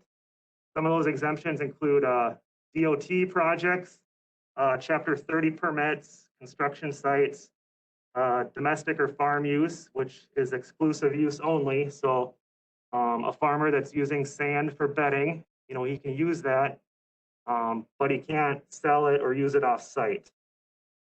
And then sites less than 1 acre over the life of the mine site. So commercial and private operators are required to hold a permit. They also need a reclamation plan, which I'll discuss here in a minute. They all pay an annual fee, and they also must maintain what's called financial assurance. Our public entities, which are state, county, city, village, or town, they are also required to hold a permit, have a reclamation plan, and pay an annual fee. So what is the reclamation plan? The reclamation plan is basically the operator's cookbook to achieve those reclamation standards that we just described. It describes the what, where, how, when of the reclamation activities. It's also the regulatory's authority, so that's us, the county. It's also our manual to see if they're in compliance, and it also acts as inspection for the site. So if their reclamation plan says that they're going to do A, B, and C, and they're doing A, B, and D, that plan is going to lay that out, and we'll know that, you know, they aren't following that plan. It describes the activities that will occur and what reclamation will look like at the end. It also acts as a kind of an insurance policy, because if the plan is followed, the environment should be protected. Next slide. So what is included in a reclamation plan? So it's a fairly large document that includes information about the site. So first, it's going to explain the existing and natural conditions of the proposed mine site. So this could include maps showing boundaries of the site, where mining will take place, landowners that are adjacent to the site. It also shows the geology. So what is the deposit that they're going to be mining? How deep is the deposit? It also shows the topsoil. So what type of topsoil? How deep is the topsoil? All that information is then used to see, you know, if they'll have enough reclamation. It also identifies surface waters and drainage, as well as groundwater resources. So depth to groundwater.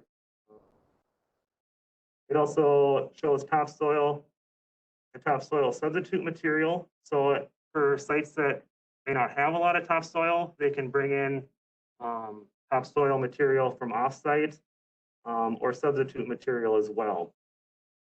It also identifies biological resources at the site and adjacent to the site. So this includes plant communities, wildlife use at the site, as well as information about any endangered resources on the site or in the area. It also shows existing topography of the site. So they need to supply a map that shows what the topography looks like. They also need to show the location of man-made features on the site or near the site, as well as areas that are previously affected by mining. So if it's an old mine site, which we have lots in the county, it would show areas that have been affected by mining in the past. Most of our new sites applications don't have areas that were previously mined. The reclamation plan then dictates what's called the post-mining land use. And that's basically what the land will be used for after mining is complete. And that can be anything that the landowner or the operator wants it to be. So it could be, you know, passive recreation for wildlife viewing. It could be a new golf course. It could be a Walmart parking lot. So it's basically up to the operator or the landowner of what they see as the final use of the property when mining is complete. Of course, it needs to be consistent with local planning and zoning regulations. And if it's zoned exclusive ag, it needs to return to ag. The reclamation plan also talks about reclamation measures. So what type of earthwork will be conducted? How will topsoil be managed? What will the final topography look like?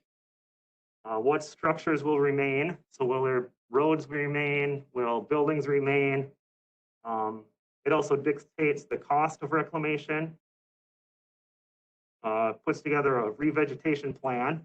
So it identifies, you know, what species of plants will be planted, rates of seeding, and then what that revegetation will look like to meet the quantifiable standards. So 70% vegetated cover is common. If it's returned to agriculture, a percentage of yield based on the historic yield for the site.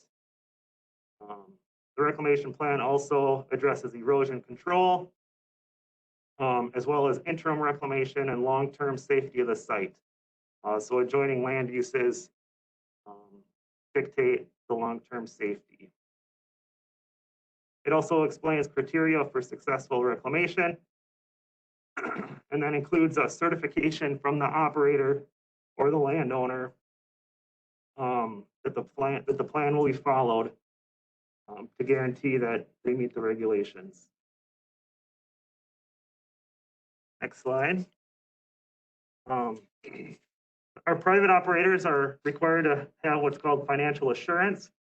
Financial assurance is a financial guarantee that reclamation requirements of the permit will be met. The amount is equal to the cost of reclaiming the site, and it's money that's paid exclusively to the county. It can take several different forms, so it could be a bond, cash, certificate of deposit, letters of credit, escrow accounts. There's several other options as well. As I stated earlier, it's required by all private non-metallic mines. The public mines are exempt from this requirement. So basically, that's money that is set aside in an account that's available for the county to collect should the operator default on their obligations of the permit. So if they go bankrupt, if they get out of town, they don't fulfill their plan, the county can collect that money, hire a contractor, reclaim that site to ensure that those provisions are met. Next slide. Administration of the ordinance. The ordinance is administered by Land and Water Resources Department. Basically, one employee, myself, which is a percentage of my duties, as well as some administrative staff support from Carol. Typical duties: receive, review, and issue new permits. We also get requests for amending permits as well. So in the last 6 years, we've had 3 new permits that have been issued and a handful of amendments, which are commonly changes in operator or changes in owners, expansion of sites. Public notice and hearing requirements are also a part of the duties. So for a new permit, we have to offer the chance for public notice and hearings. Basically, these are an informational hearing that allows affected persons to receive comment or explain to them what the reclamation plan is, the nature, feasibility, and effects of that plan. We communicate with the permittees, landowners, and residents, review financial assurance, not only for the value, but also to ensure that there is constant coverage. We receive, investigate, and resolve complaints. There's also some reporting to DNR. Next slide. Other duties include conducting site visits. So I go out to all of our sites at least once a year to verify that their reclamation plan is followed, document their active acres. We also go out to certify that reclamation is complete. We also handle complaints and violations. We also collect permit fees. So our operators pay an annual fee that is based on the size of their operation, the size of the unreclaimed acres. Fees cover the county cost to administer the ordinance. The program's entirely funded by those fees. So no taxpayer dollars are used to fund the reclamation program. A share of those annual fees does go to DNR for their staff support to the counties. Currently, we have, that's a typo, 63 permitted sites with over 800 acres of active mine sites. So here's a quick map of all of our mine site locations. So you can see it's pretty well distributed around the county, with maybe a little more in the northern part. But yeah, 63 permitted sites ranging from anywhere an acre in size, a couple acres in size, to sites like Dresser Trap Rock, which are quite large. So next slide. I think we're done. Questions? Yeah. Did you say that sites less than an acre don't need a reclamation plan? Correct. So that is one of the exemptions. So as long as the site is less than 1 acre, and that includes all areas used for the mining activity. So topsoil berms, haul roads, stockpiles. They are not required to have a reclamation permit. And then once a company puts together their reclamation plan, then it's turned into you guys and then you review it Yeah, and, okay, yeah. So they supply a completed application, which basically includes a permit form. We get all their information, includes a reclamation plan, which includes everything that we kind of discussed today. And then that financial assurance. and then the contractor at the time that they're gonna do reclamation, they can use those assurance funds then to do, no? No, so the financial assurance funds are there solely for the purpose for the county to collect that money should they default on their obligations. Yep. Does it default back to the owner then after they do the, okay, Yep. So let's say you've got a 10-acre mine site, you've got to have a certain amount of money set aside in either that bond, which is basically an insurance company that says, yes, you're good for the money. Letter of credit, could be cash in an account. We have several of those. So that money is there for the county to collect. The operator does not have any access to those funds. Once they complete reclamation, they submit what's called a notice of completion, which tells me that they're done, that the site meets the standards. I would then go out and use that reclamation plan to assess the site and make a final determination that yes, it does meet those standards, or no, it doesn't. If it does meet those standards, and they were completely done mining, we would release the financial assurance back to them and close the permit. Yep. Slide before the map that you said there was like 800 acres.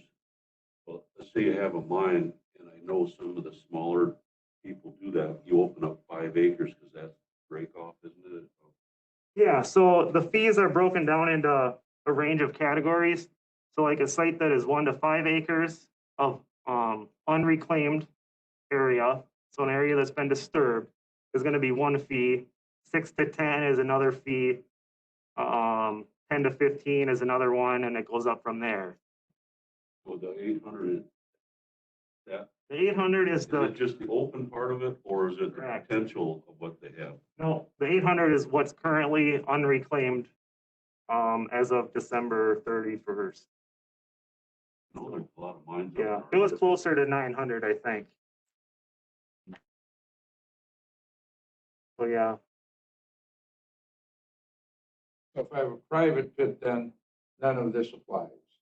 if you have a private pit where you're using that material on your property exclusively for your use, you do not need a permit, correct? But if you were to sell a load to your neighbor, give it away to your neighbor, that would be considered a commercial source, and you would need a permit, correct?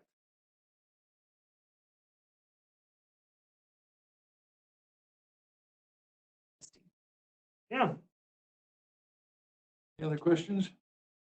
All right, thank you. Thank you. Very good presentation. very interesting.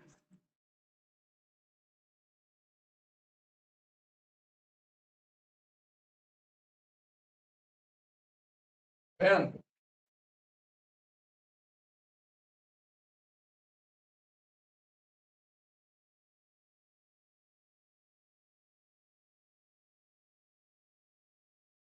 Hey, hello, everybody.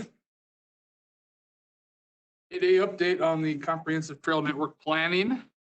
So last Friday, we received, or actually last Friday, we sent Ptag 5 proposals from 5 different consultants.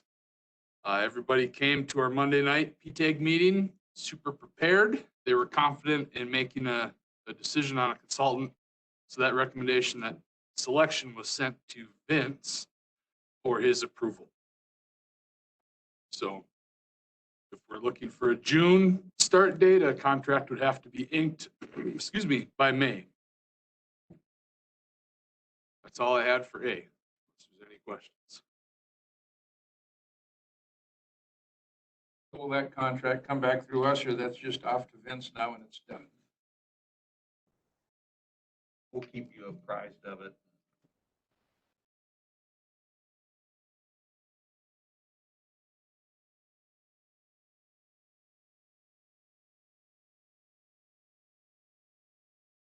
So B, okay. There are? Yeah, there's we made handouts. For your letter. In the, I think it was page 66 and 67 in the packet. Was the letter from the DNR representative, Michelle Carlisle, concerning the McKenzie Creek hiking trail. And then there's a response to follow that letter. So her letter there summarized basically what we talked about at the last meeting.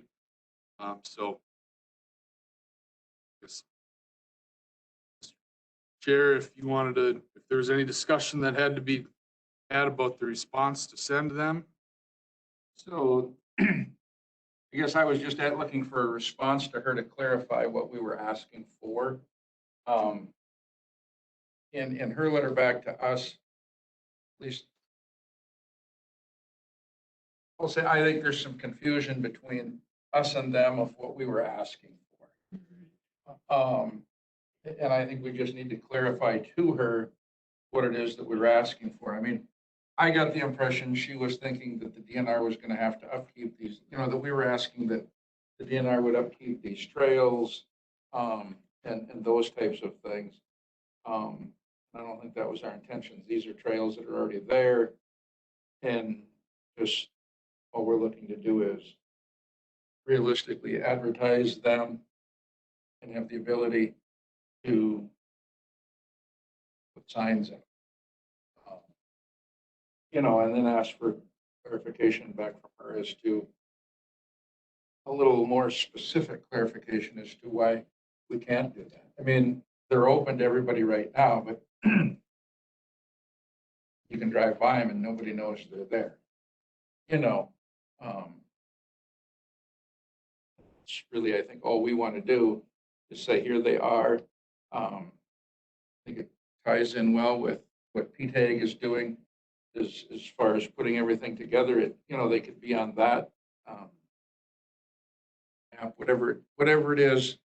We just hired a consultant to do there, and tie them in, and not just them. I mean, other spots in the county too, on county land. And I guess that's all the letter is asking for, is a little more clarification as to why they said no.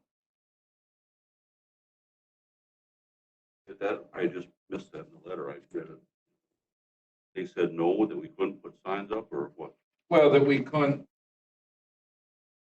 Yes, and Do you want me to read it? no, Doug's saying in her letter, right, Doug? Yeah. Because it said they were promoting recreational opportunities, but explain it to me. Well, and maybe we just, read it different, but I mean, yeah, because they were not, I mean, people can walk anywhere. They did not give us the okay to put signs up, right? Correct. She didn't answer that question, I don't think, one way or another. She didn't. No, I mean, they say that it's open to walking. Yeah. But I guess I'm just saying, here's what we would be looking for as the county. All we want to do is sign them. Exactly. And we want to be able to promote what they have at no expense. I understand that part, because you take like in the McKenzie Lake area, there's signs promoting that from the state. So, wouldn't you think if we petition the state, if they say no, can we petition the state to put up signs? I mean, if you look at McKenzie, they've got it marked, the mileage marked, they've got Ice Age Trail goes through part of it. And, landing is. Yep. Yeah, and I think really that's all we would be asking for. We're not asking for them to to do anything other than to give us the permission to advertise their area and put signs up at our expense, and no one's gonna mow the trail or, you know, Yes. That's what I was wondering, the Who wrote same this thing. one? Who wrote the letter to Michelle? Me. Well, this is, I send it to her. I mean, it's asking exactly what you just said. Can we put signs up and advertise in our literature or whatever? Yeah. So what we're looking for, I guess what I'm looking for is this committee's approval to just send that to her and say, here's what we're asking for. Why can't, if the answer is still no, why can't we? Okay. You know, I mean, because there again, you know, if I read it right or wrong, her response to me was, at least the way I read it was, is that, well, Mackenzie Creek is a wildlife area and we're gonna keep it that way. And it's open, but nobody knows it exists. So So should this be should this be the response to her note to Chris? but it would be a response from this committee Yeah. to. I'm okay with that. I think it's very well, it addresses the topic.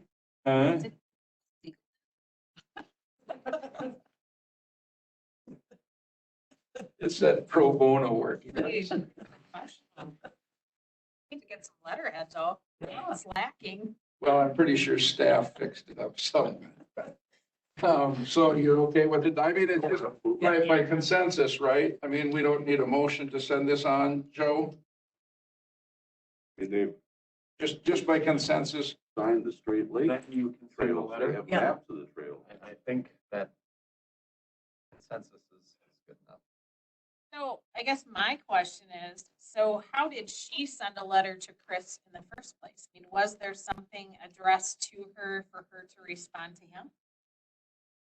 She responded to you, right, Ben? And then she was asked to respond in, can I say informal? You know, rather than having a phone conversation with Ben and saying, you can't do it, she was then asked by staff to respond formally in writing and just to Chris and the whole county board in that. Rather than Ben or this committee, or not that it would have mattered, but she was just asked to, you know, for a formal response instead of just saying verbally, no, you can't. No. So, all right, so by consensus, you'll send that off, Ben or Bob, or, Yeah, we'll put it on county letterhead and we can add all your names to the signature line. Is that fine? you're okay with that, Mr. O'Connell? All right. C. The stage one for the Sterling ATV UTV trail development. Just have a couple of maps here. That's going to be a super quick update, but the map will help demonstrate what I'm talking about.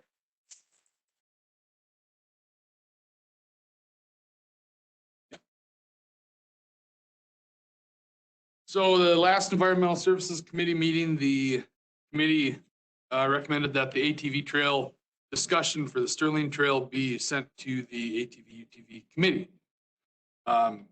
This committee had moved forward, or they're moving forward with the Sterling plan.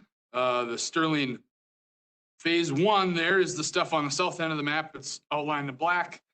There's not going to be any new trails developed, but we're signing the roads. It's the thick, heavy lines there. There's about 6.5 miles of new forest road that's going to be open to ATVs. So that's moving forward in the ATV UTV committee. Oh, I'm sorry. That's We have Vincent's endorsement. The dark heavy lines here, they're town road, or not, well, town roads or forest roads. Forest roads, yep. Forest roads, okay. That all ties in right inside of here. Big loop. Ending is here. Okay. Where you're coming on Evergreen. This Yep. is the existing 5 mile. They're Oh, gonna come okay. Out of here and get town roads so they can get back to the land. Yep.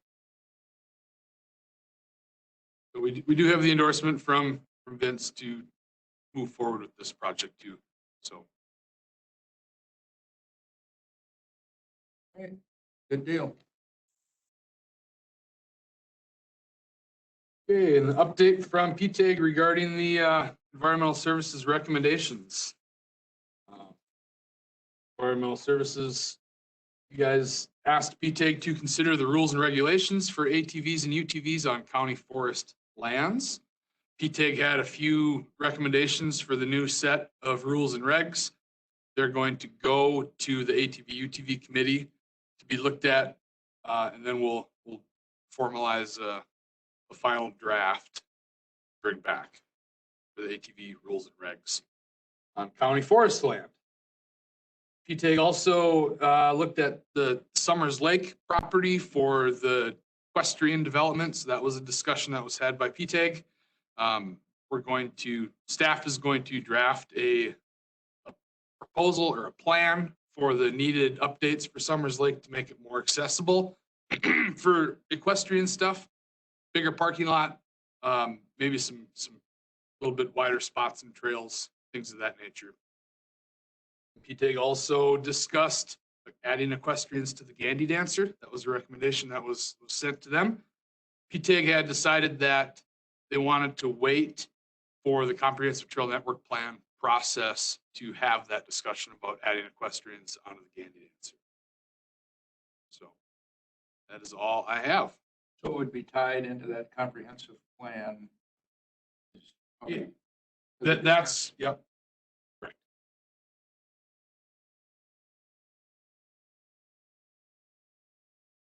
Go ahead. I'm moving back to B, and it's just between, with you working with the Ptag to create this map.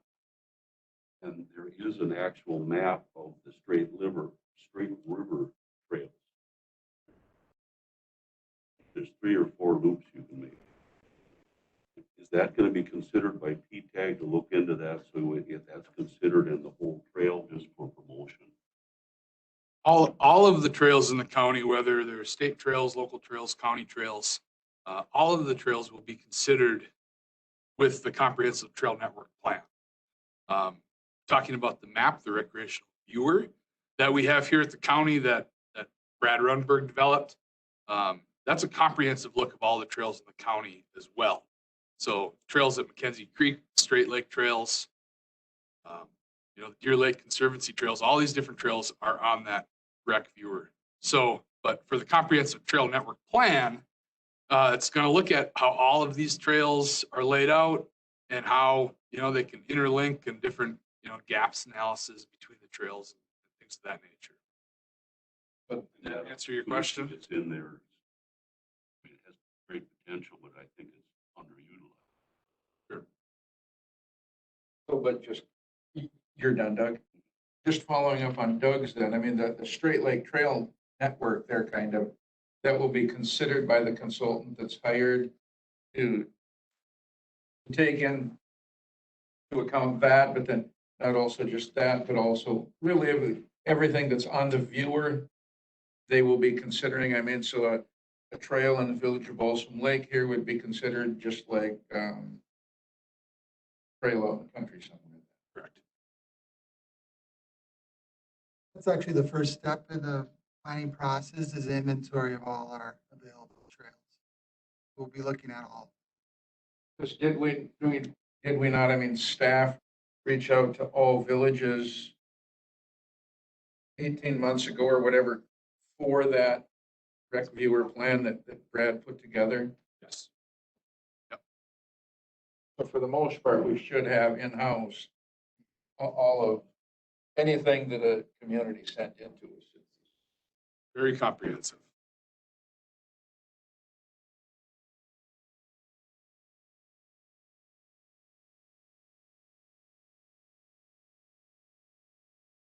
Anything else? Keep in mind too, as we get into warmer weather season, I really liked when we went out and went through D.D. Kennedy and Algren, because it really helped give me a better understanding of,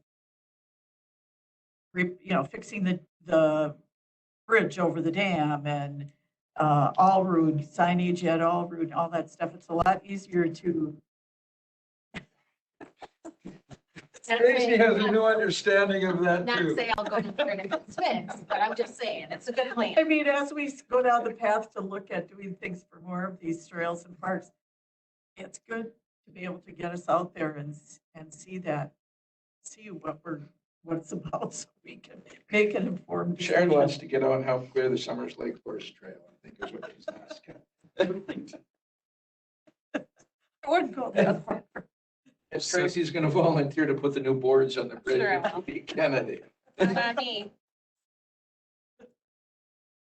If the committee would like, we could get a brief tour of a specific trail. If there's something you had in mind that you wanted to see, we could Well, get something on the calendar. Are potentially going to be doing some more work on, like, for example, when the mud goes away, going out to the Stour Trail and seeing the new winter trail that you guys put in. I saw it, I didn't know what it was just till you told me, but it's just good to see some of that. Here's what why we need to do it. Here's what it looks like afterwards. I'm not saying we do it all the time, but maybe we go out once or twice this summer and check out parks and trails. See where the biggest flock of mosquitoes are.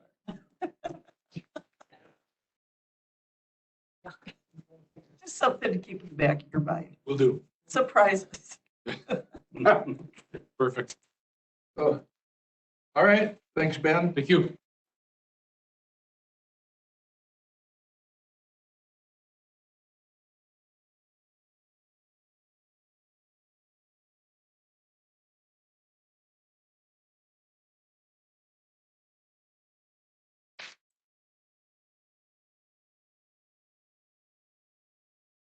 Project matters for next meeting. Yeah, That's where I'm at 11:15. anyway. 11:15. We're getting more efficient. I think. Talking less. Making chairman rules. You're much more proficient with your law degree. Yeah. I spent so much time at home working at this. I'm burned out by the time I get here. I think field work needs to start so we kind of mellow right. Well, it has, trust me, I'm supposed to be at home right now.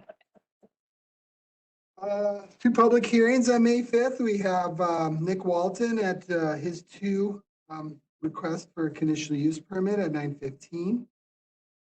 And then, the public hearing for the comprehensive amendments to the shoreland and comprehensive ordinance related to bunkhouses, boathouses, and fencing. So that public hearing's been set for May 5th at 10 a.m. So those will be on the agenda. I think, There'll be 3 then. Are the 2 set for 9:15 or? yeah, Mr. Walton's set for 9:15. And then 10 a.m. is the bunkhouse, boathouse, and fencing amendments. Yes, sir. Those have already been noticed.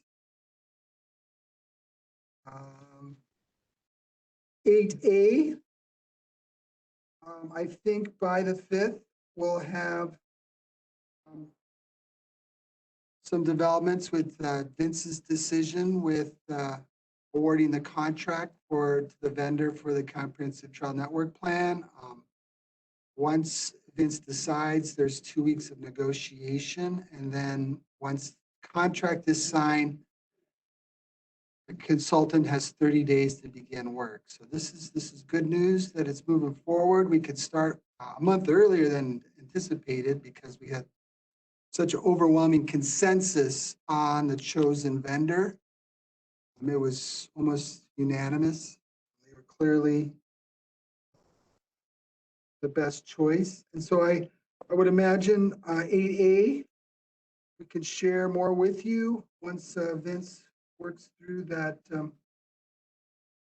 that piece. So I would probably have that on the next agenda.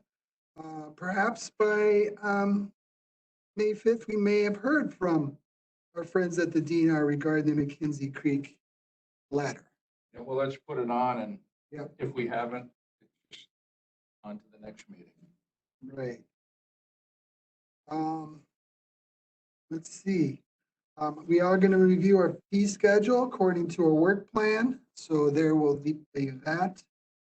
And one thing, as you may recall, we did a flyover last spring.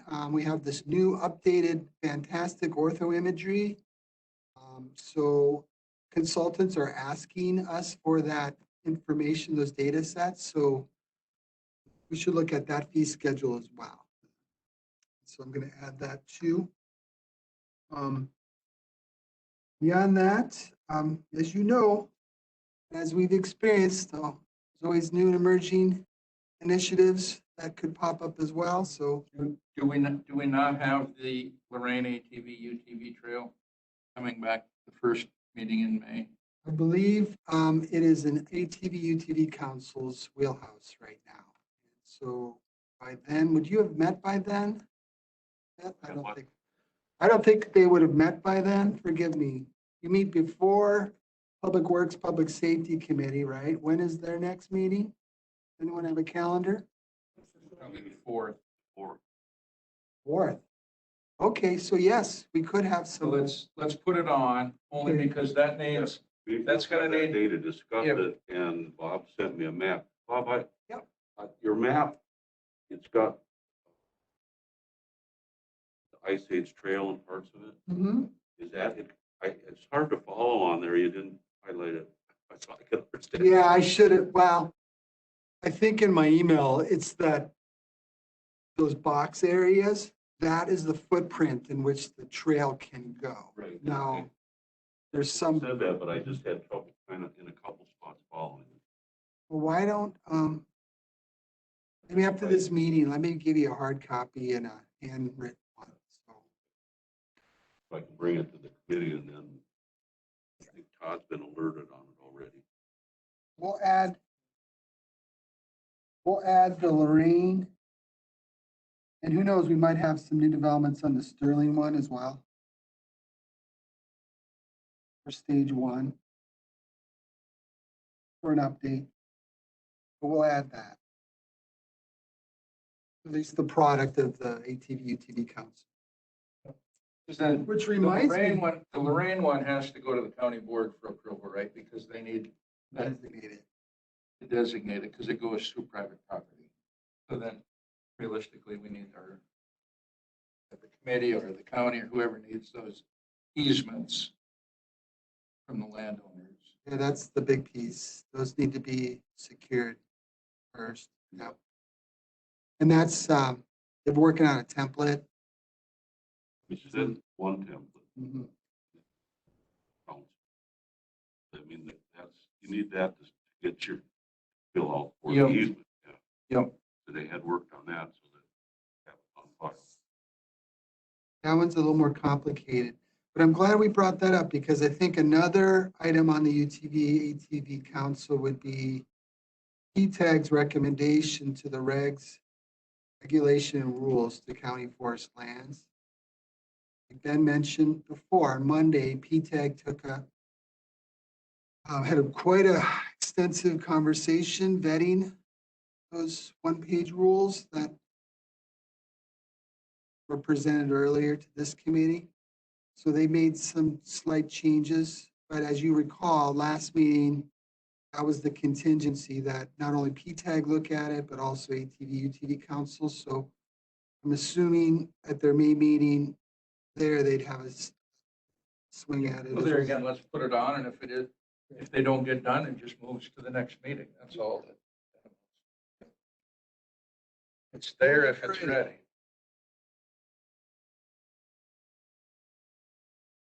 Yeah.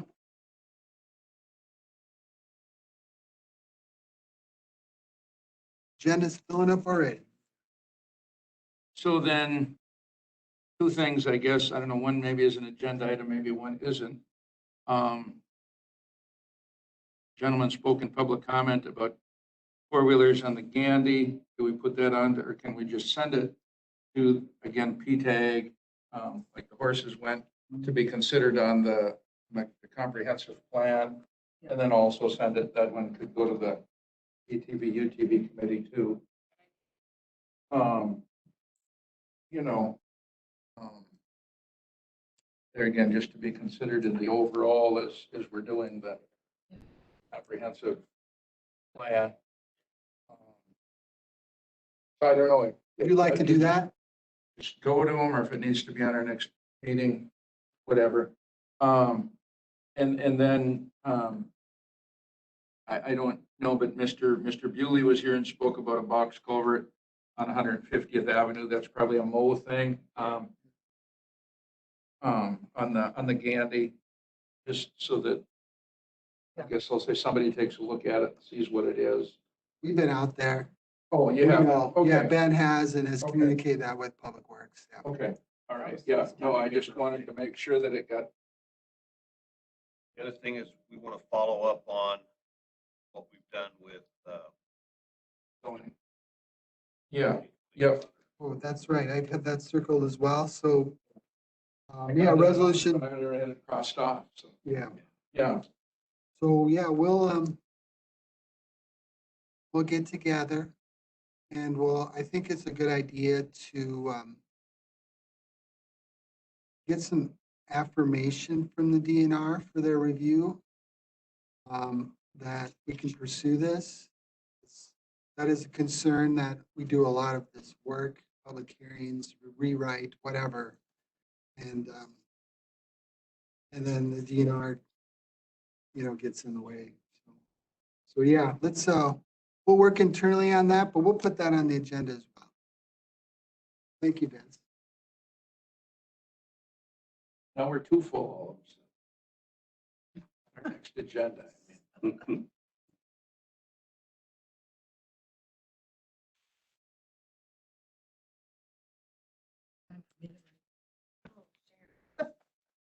Yeah, go for it. Make a recommendation.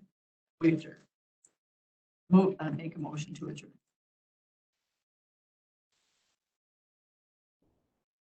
Motion's been made and seconded to adjourn. All in favor? Aye. Stand adjourned. Hope to see you next time, Mr. O'Connell.